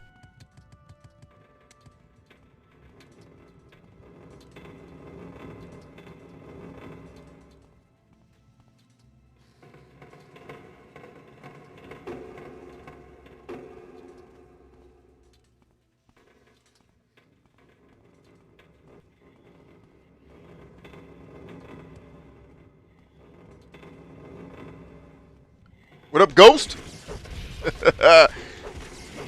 Ghost don't protect you from lightning, ho.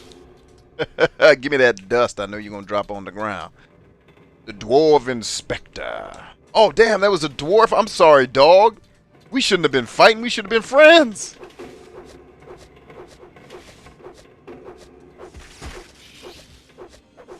So when do I get to the level where my attacks stop missing? That's the level I'm looking forward to getting to. The hell, who's hitting me? Oh, another ghost. Hey, man, we could be friends, bro. We ain't got to fight like this. You feel? Get my stamina back. Let me get my stamina back. Get that stamina. Get that stamina. Woo, cut that one close. That stamina back, baby. Damn, there's still enemies nearby. Who else is nearby at this point? God, the B button should not be the damn menu button in any video game ever. Whoever was in charge of that sucks.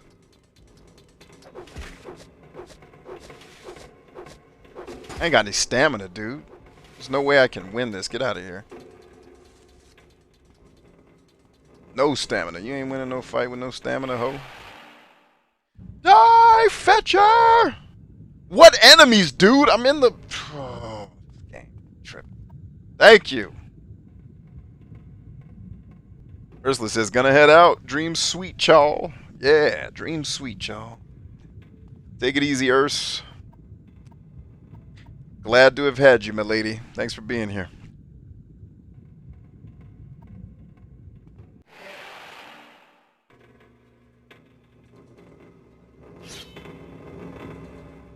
Alright, where you at now, ho? Get this ass whooping that you was...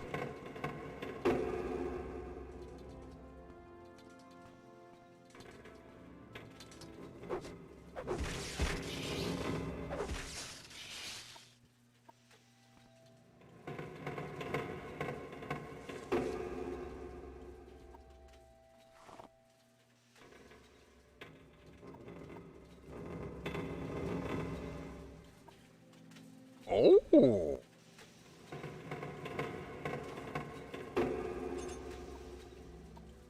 You can't possibly think, I mean, even though I'm not a heavy armor guy, you can't possibly think I'm not rocking that shit. But is it actually stronger than what I had? No. It's not any stronger. I don't need it. I'll sell that joint. Screw it. I'll stay light, baby. Oh, now I'm over encumbered. Of course I am. Why wouldn't I be? How much did that armor weigh? 600? Yeah, 30. Dude, my actual... Never mind.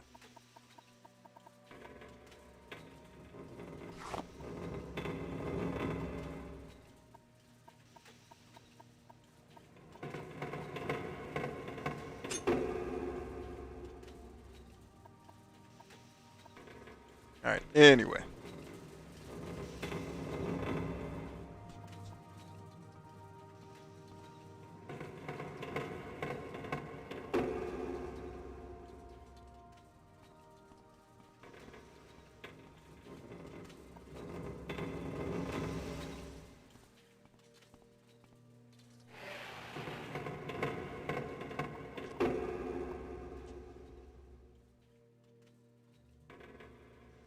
T.I. is in the house. What's up, home?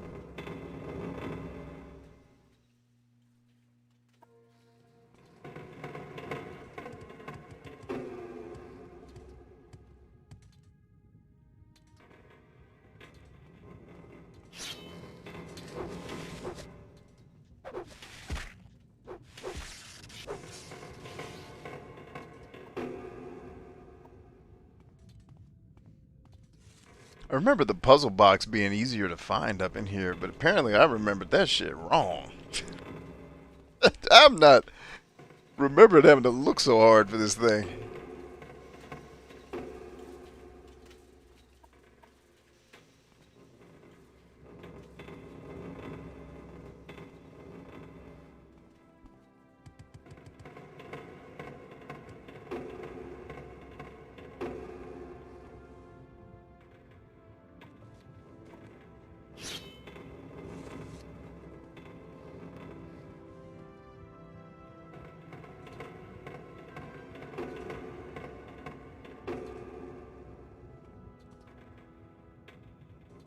Take it easy, Dom.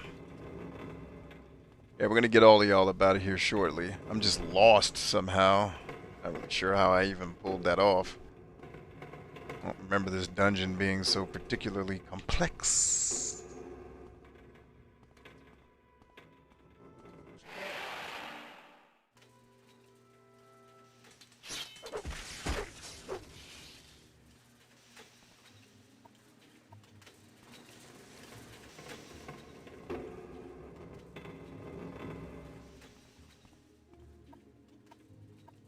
Yes, diamonds, diamonds, diamonds are forever. Just make sure my damn puzzle box isn't on this dresser here, because it's on a dresser like this, which totally means I may have overlooked it, but I'm usually pretty thorough in my exploratory actions.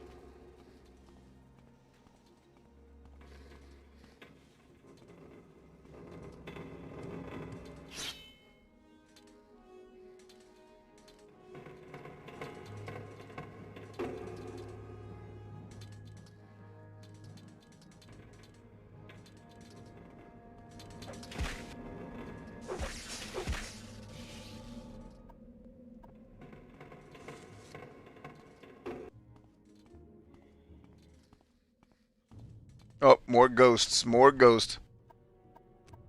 It's like I know what I see down there.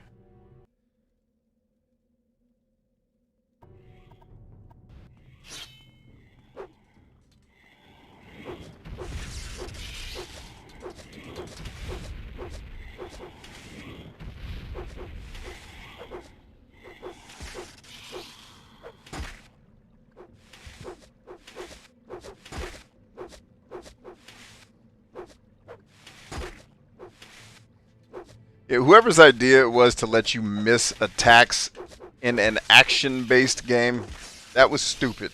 I'm glad we learned from this shit. Lord Jesus help us.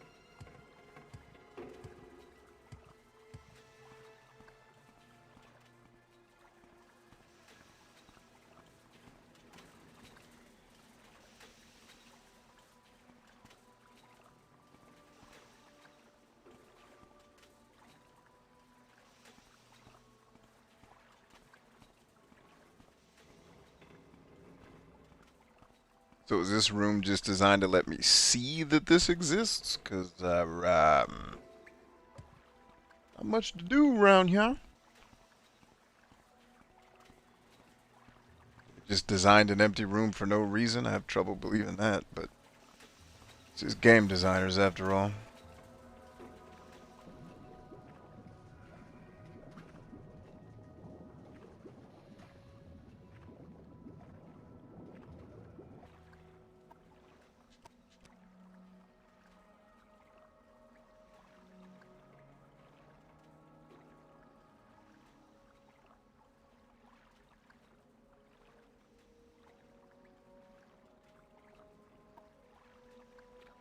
Oh wow, is that my kills on the map? Nah, something else.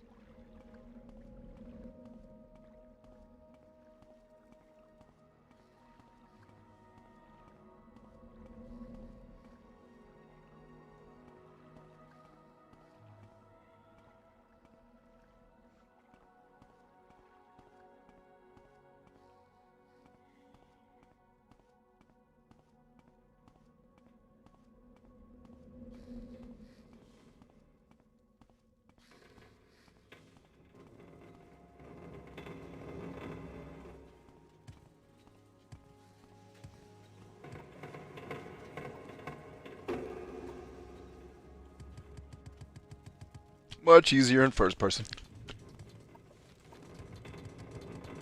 I don't think I won't cheat my ass up here. I will totally do that, ho. I don't think I won't. I will totally do that. Can I please just kill this thing? I know I don't have any stamina left. I just spent all that stamina trying to jump up this stupid ass freaking hill. I just wait. Not gonna hit it anyway.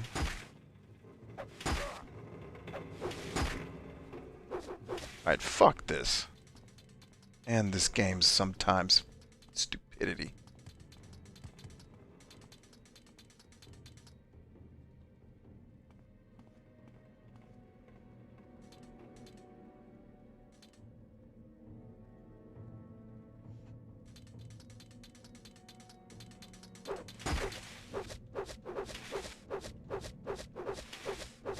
Is this just something you can't kill in this game? Because I should have hit him at least freaking once at this point. That is dumb. Is it just an unkillable enemy that I'm not supposed to ever find because I technically wasn't supposed to get up there? Let's find out.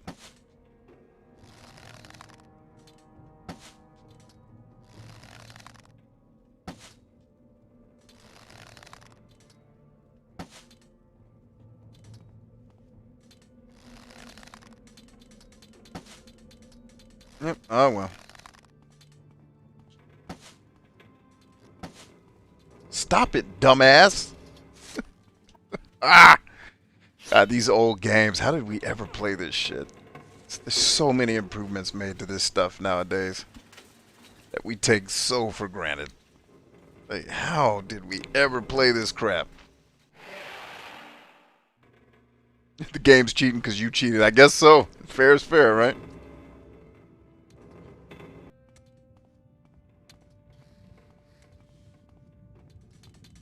I killed you already, didn't I?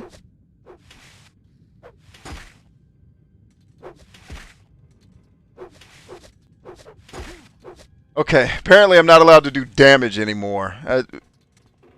Now you can start to see why I never finished this game. Because it's like, there's a lot of cool stuff, but then the annoying shit, it makes no sense. And then it's just, I don't know how long I have to play it before I level out of not hitting my enemy. Because I'm too underleveled at 53 and don't have enough stamina because stamina takes 7 hours to regenerate. So you PC nerds, I don't know how you ever stayed gamers.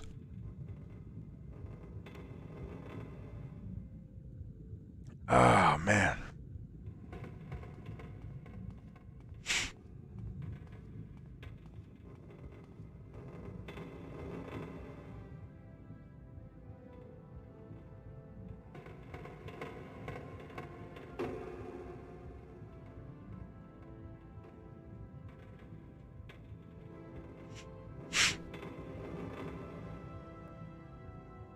Get the fuck. Come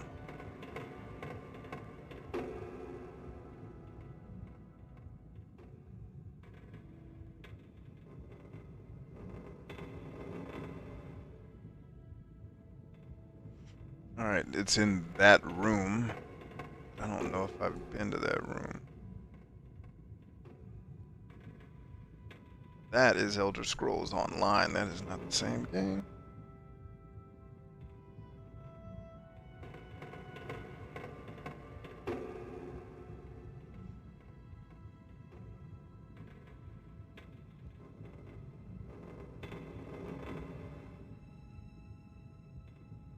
Oh, it was in that room. Are you kidding me? Dagger. I totally walked right by that. Oh, that explains why I missed it. I just don't remember which one of these rooms that was, so this might take a minute. This is the longest it's ever taken me to do this quest, ever. Hell, I did the quest on accident the first time I did it. Like, oh, that was the thing they told me to look for.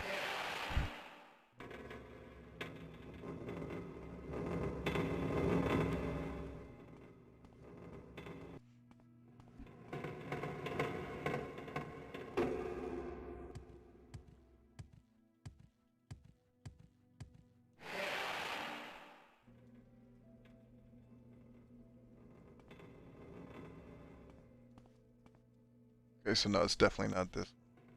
Unless there's some randomness to it, which I can't imagine there is. Not to that type of quest. Hopefully. Because if it's random, then it can be incredibly difficult for some players and much easier for others. It's like, that's not cool. Somebody's going to enjoy this quest, and then others are going to be angry.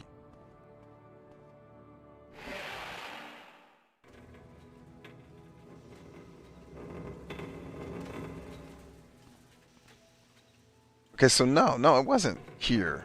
What the fuck?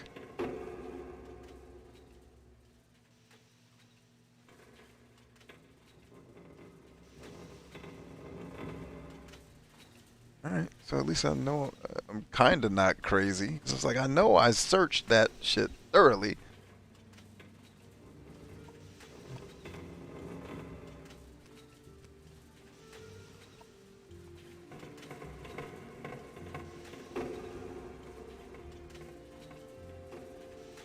Fuck you. Just use pictures for crying out loud. I don't need to watch your dumbass movie.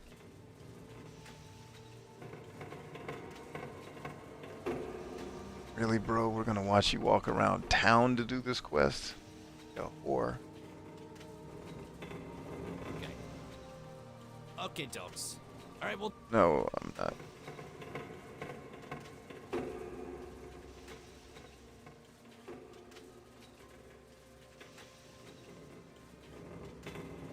Phew.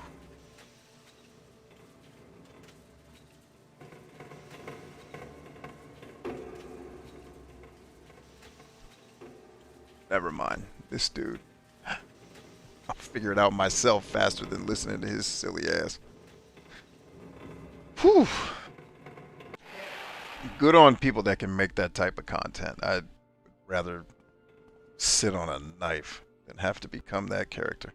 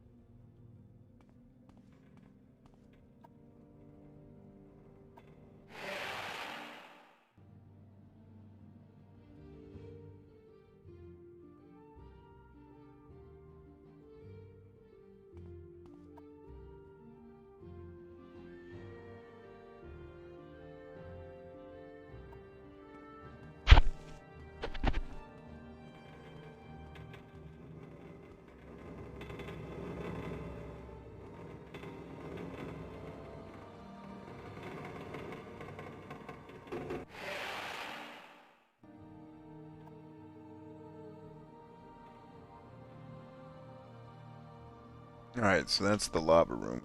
All out of there.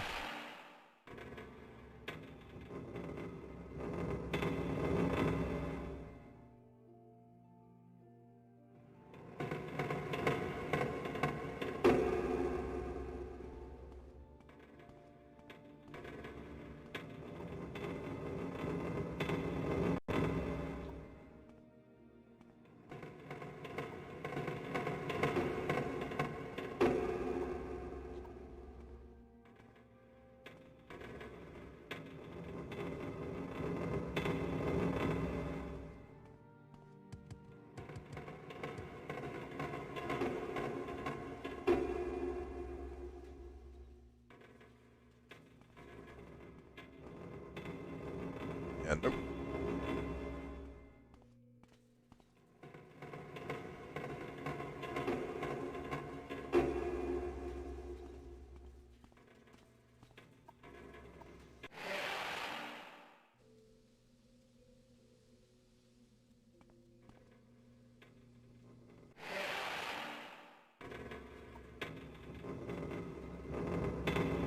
Wait, how?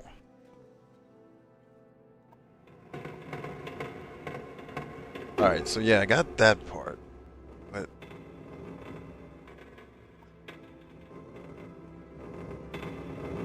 got it, alright.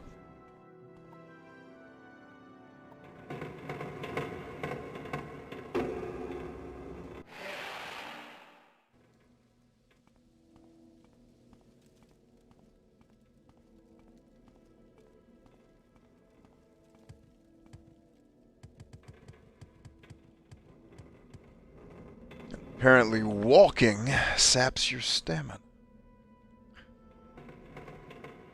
Phew, this guy's out of shape. You can't walk and swing a sword, bro. You probably should not be the dude they chose to save the world. I don't know about all that. You should... The only thing you should be saving is your money to buy better training. 'Cause you're terrible.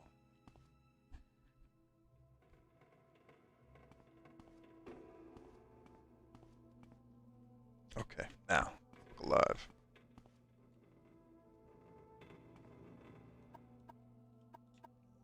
So,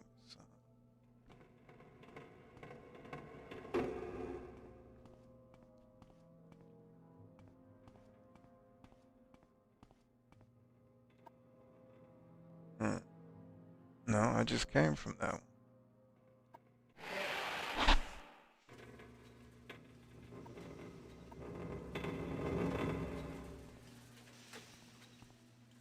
Wait, let me check to make sure I don't have the stupid ass puzzle box in my inventory. All this bullshit. Alright, it would appear I do not.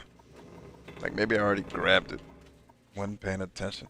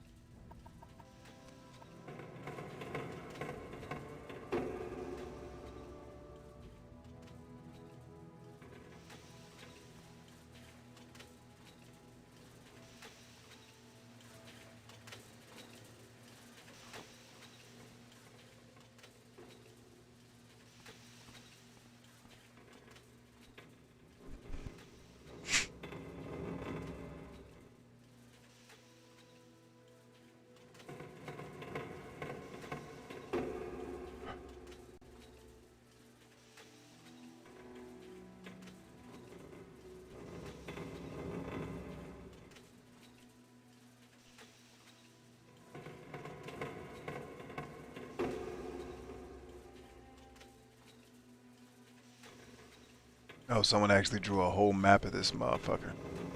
How nice. I wish the map showed you the whole map. That would be pleasant.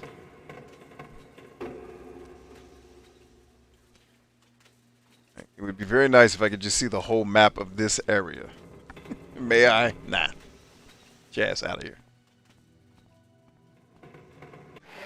Ugh.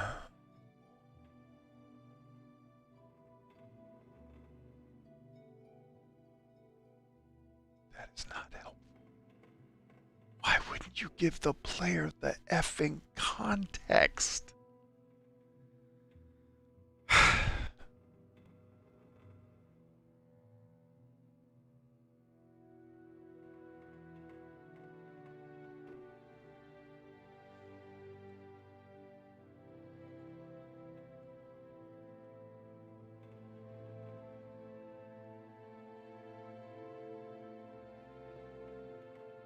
Oh, he hadn't already killed these guys? That's crazy.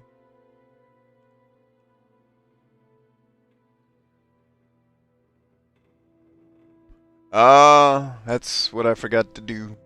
Yep, that's on me. Should have seen that. I knew it was going to be something stupid that I missed. I Totally forgot about that. And I was just thinking about it. I was like, you probably can do this. Don't worry about it. Yeah, you should have worried about it. You should have done it. That's always something silly. Daggone.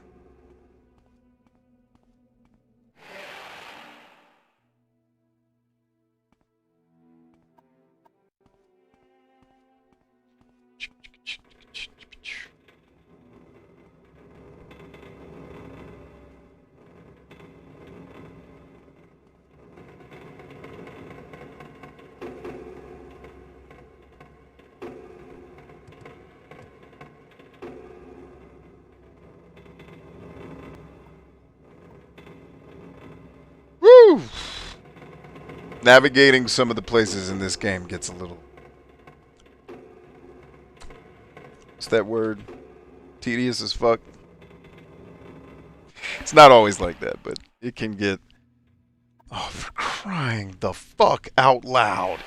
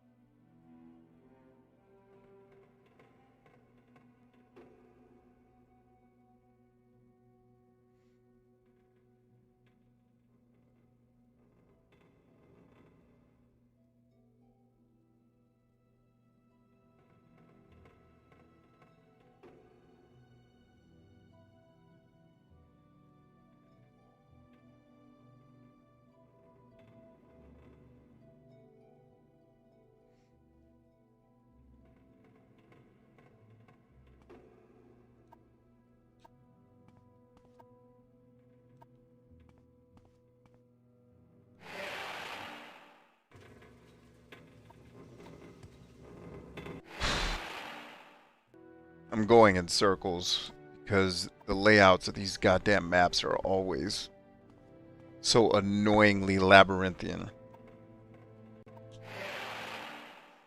Like, I don't know who makes these maps for video games, but the person who does them sucks. And I think it's the same person who does all the video. It's like, how do we annoy a player by making them walk around lost? Because every fucking room looks exactly the same as all the other rooms. That'll be fun for the player, won't it? No. No, it actually won't. Be the opposite of that thing called fun that you guys were talking about all night. But I give this game a pass because it was made in like 1999, so we're gonna let it ride.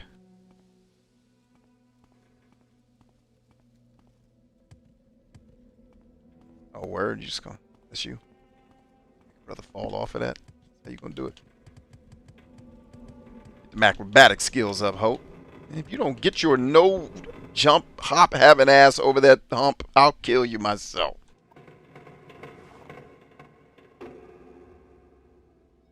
Ooh, Dwarven Spear. Of course I'm... Now, the one thing I'll say about the newer Elder Scrolls is at least when you're over encumbered in the new games, it doesn't stop you completely from moving.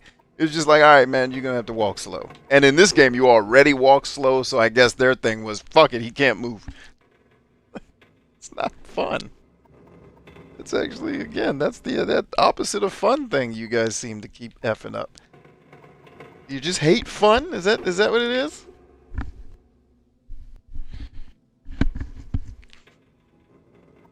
Your dad taught you when you were growing up that fun makes people's penises small, so you just stopped having fun all the time? Man, I understand your dad sucked.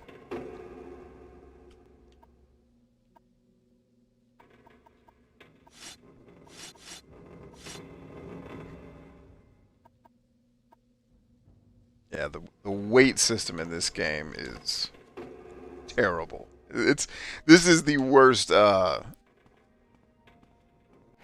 This is probably the worst. Oh shit! Hold on, let me kill a guy and then I'll talk to you guys.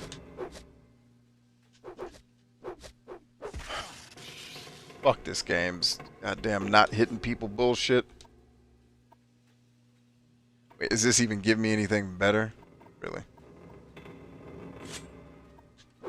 I just want to actually hit the damn guy. May I? Please. No. Can't. Apparently he sucks at hitting people too, though. So we'll suck together, I reckon. Like, earlier in the game, I was kicking ass. Now it's like, no, now you're not allowed to hit people. Oh, whoever decided, yeah, we should make hitting people dice rolls too. It'll be fun. They should have shot that person in their throat while they were talking during that. Anybody else in the meeting got something to say? No, boss, we're just going to go get to work. All right. Cool. Somebody call this guy's wife. And tell her you're welcome. All right, here's our puzzle box, by the way. The reason we came here. And they're still going to make it weigh 5 pounds. A quest item is going to weigh 5 pounds because fuck you. That's why. We don't care about your fun. Because we like making games dumb. Alright, I can't drop my puzzle box. That'll ruin the whole mission.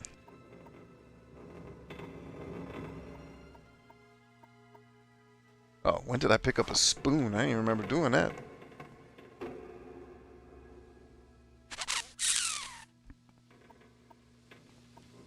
Alright, we did it, y'all. We won the whole thing.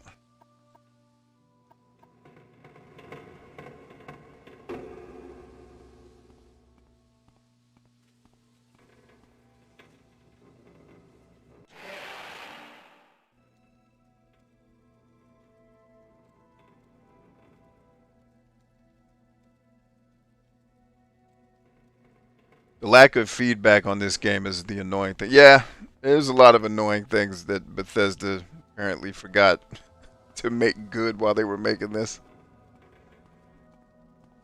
It's actually surprising to me that this is the company that made this genre stick. Because, like, all the companies I've played that emulate their stuff, it's better. Like, which I guess makes sense. The person who invents it is always going to have innovators improve on it. But, like, Apple still makes the best iPhone. I mean, I hate the iPhone, but it's still, no one makes a better iPhone than Apple. Like, if CD Projekt Red started shitting out iPhones, I'd be like, well, damn. Maybe we should make ours better. Nah. Customers. Fuck them. You don't need them. No, actually, we exactly need them. They're too stupid to figure out we don't give a fuck about them, and they just keep buying our shit. Marketing meetings don't go exactly like that. They're usually a little bit nicer to the customer. But yeah, like, I mean, don't get me wrong, I do like this game. While I'm joking and shitting on it, but it's like, woo! Woo, woo! Like, some of the things it did was like, oh, that's how y'all was gonna do that? Okay, I mean, that's a way to do it. Yeah. You know, man, which one is it, dish or douche? We'll do both of them. He said Apple didn't invent the iPhone, Handspring did. They made the first smartphone that had that sort of interface. Ah, okay. Well said, Kaz.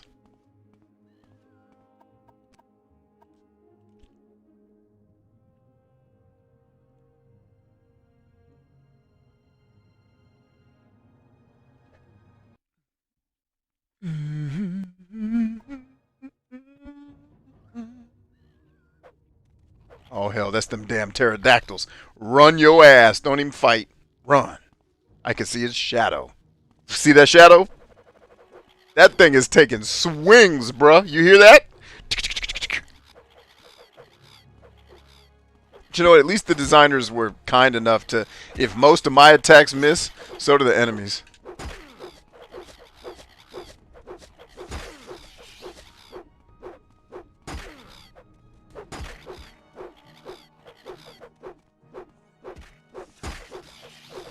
And I'm stuck on something. Let's get out of here. Come on.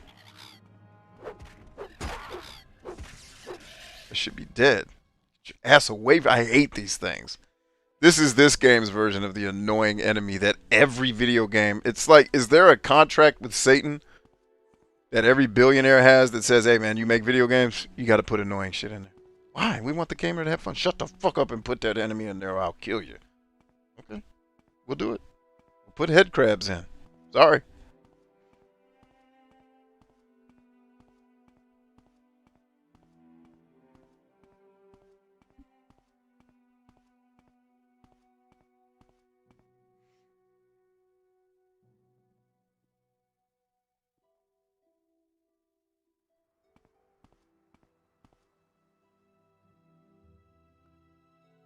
He says, what is this fun thing? That's funny.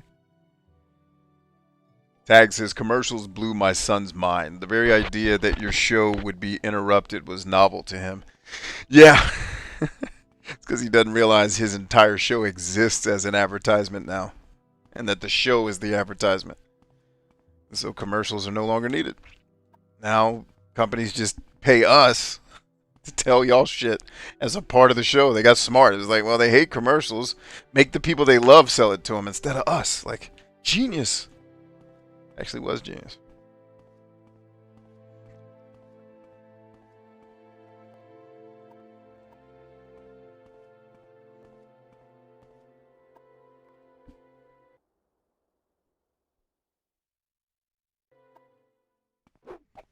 Damn it, are them the pterodactyls again? Swinging at me? Fuck them pterodactyls. Oh no, it's a rat this time. What up, rat?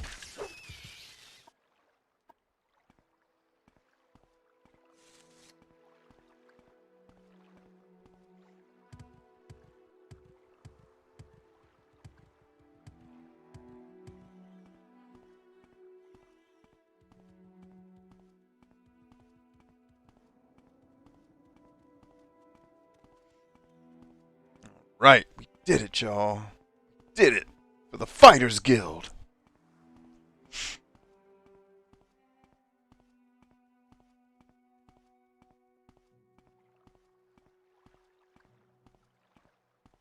Never quite understood. There's times in the game where I feel like I'm moving quickly and then slow. Is that because my stamina keeps running out? Because this game's stamina bar is the worst thing ever.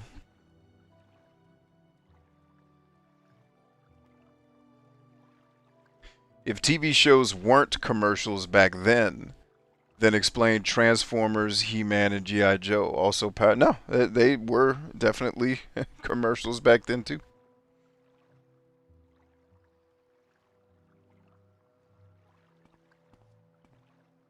I mean, from that logic, everything's a commercial.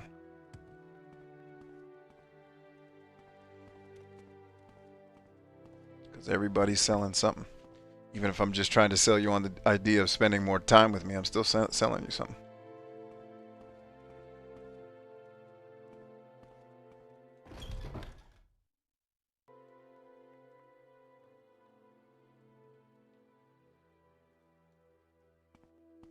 I suppose I have a moment. What is it? Ain't nobody talking to you. Keep your moment. I'm going to see the colonoscopy guy. Oh no, this is Hasfat, not the colonoscopy guy. I got that little favor done for you, boy.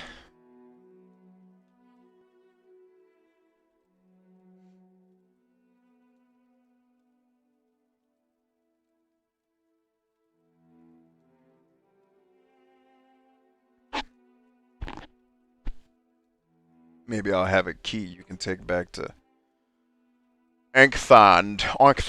I think I picked up keys while I was there. I don't know if they're the same keys. But you're good to go. Quest completed. We did it, y'all. Got our first quest under our belt.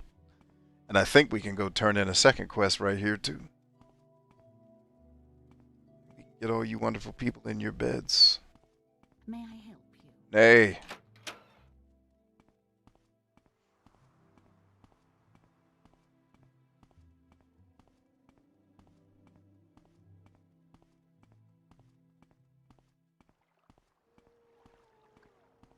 Wealth beyond measure.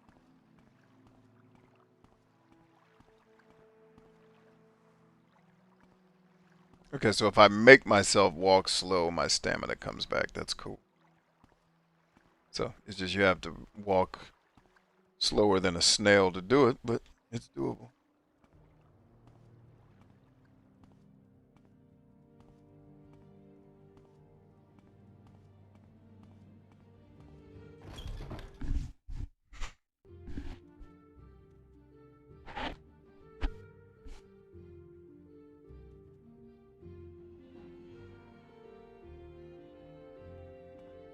How may I help? Pimp. Sugar lips!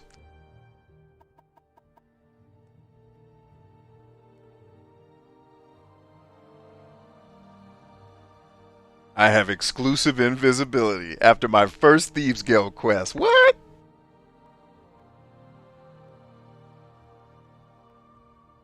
Okay, it's just a potion. Never mind. I thought I was about to learn some cool shit.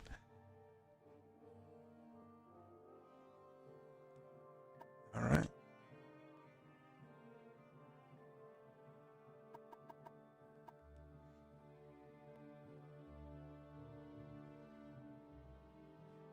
Alright, got my next quest from the Guild of Thieves. I don't know if I've ever done anything Dark Brotherhood related in Morrowind. I can't remember if I joined it the last time. Because the last time I played, I got pretty far in the game. I almost beat it. And then I got lost in the labyrinth of the last part of the game. It was like, you know what? I don't care. This is good enough. But we'll try to finish it this time. Greetings to you too, Gaius Cosades.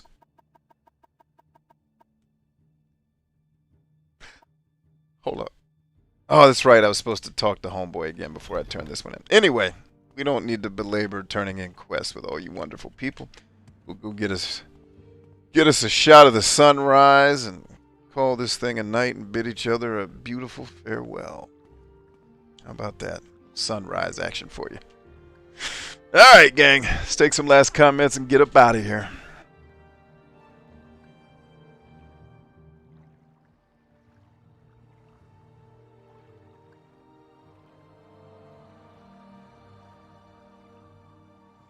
Woo! Alright, looks like I caught up on the comments too. Hey, great conversation tonight, gang. I really enjoyed hanging with all of you. I hope you guys enjoyed it too. Guys, ladies, and others. I use guys generically to mean everything.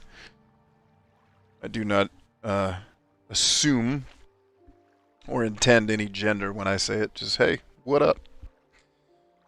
But yeah, I do like a lot of things about this game. There's some annoyances. Obviously, modern games kind of spoil you with things that this game doesn't do particularly well. It's livable, man. It's all livable. It's all a blessing. Hell, we get to play video games on Earth. What other existence would you want to have, man? That's a blessing just to be able to do that. Lisa says, he says while I work on my online store.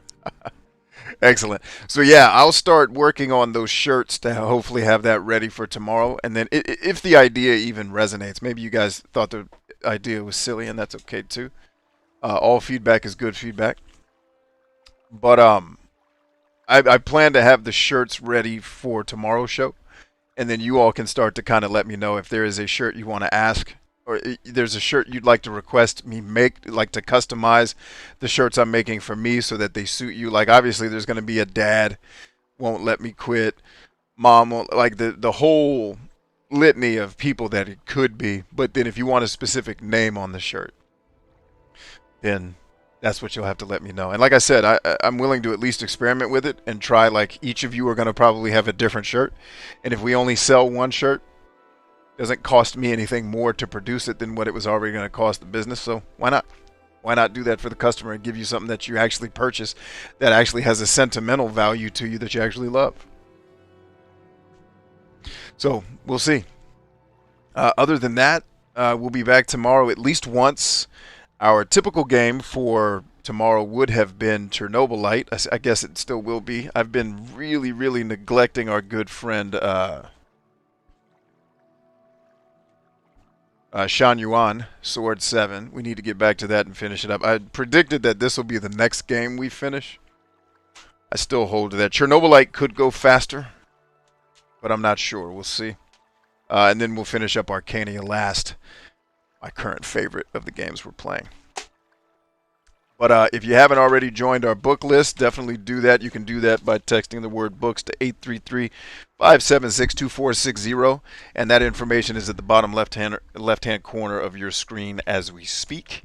So there's no need to try to write that down and remember it. You can just click it right there on screen. And if this stream ends before you were able to jot that down, you can always just pause and rewind and go back to it. But it's texting books to 833-576-2460 is how you get on my book list. This is this week's book of the week, book of the 52 book challenge, a challenge that I started on our community to help us all get wiser faster. So that helps you get healthier, helps you get wealthier, helps you get sexier and happier faster. All right, so this is the book we're working on this week, and the purpose of this book is really about understanding self and understanding some of the science and the study that's gone into us humans understanding who we are in this journey. So pray the book is blessing you. Pray the rest of the challenge continues to bless you. Like I said, if you haven't joined the book list, definitely do it. Bottom left hand corner of the screen. You don't have to participate in the challenge. You don't have to do the book summaries. If you're one of my Spartans and I train with you, it is mandatory to do it. But if you're not one of my Spartans, it's there for you to have fun and compete and attempt to win the prizes at the end of the year, which will hopefully include a PS5 or an Xbox Series X, depending on if we can get our hands on one of those. That said, I love you guys. We are stronger than I. We'll be back at it again tomorrow. Stay strong.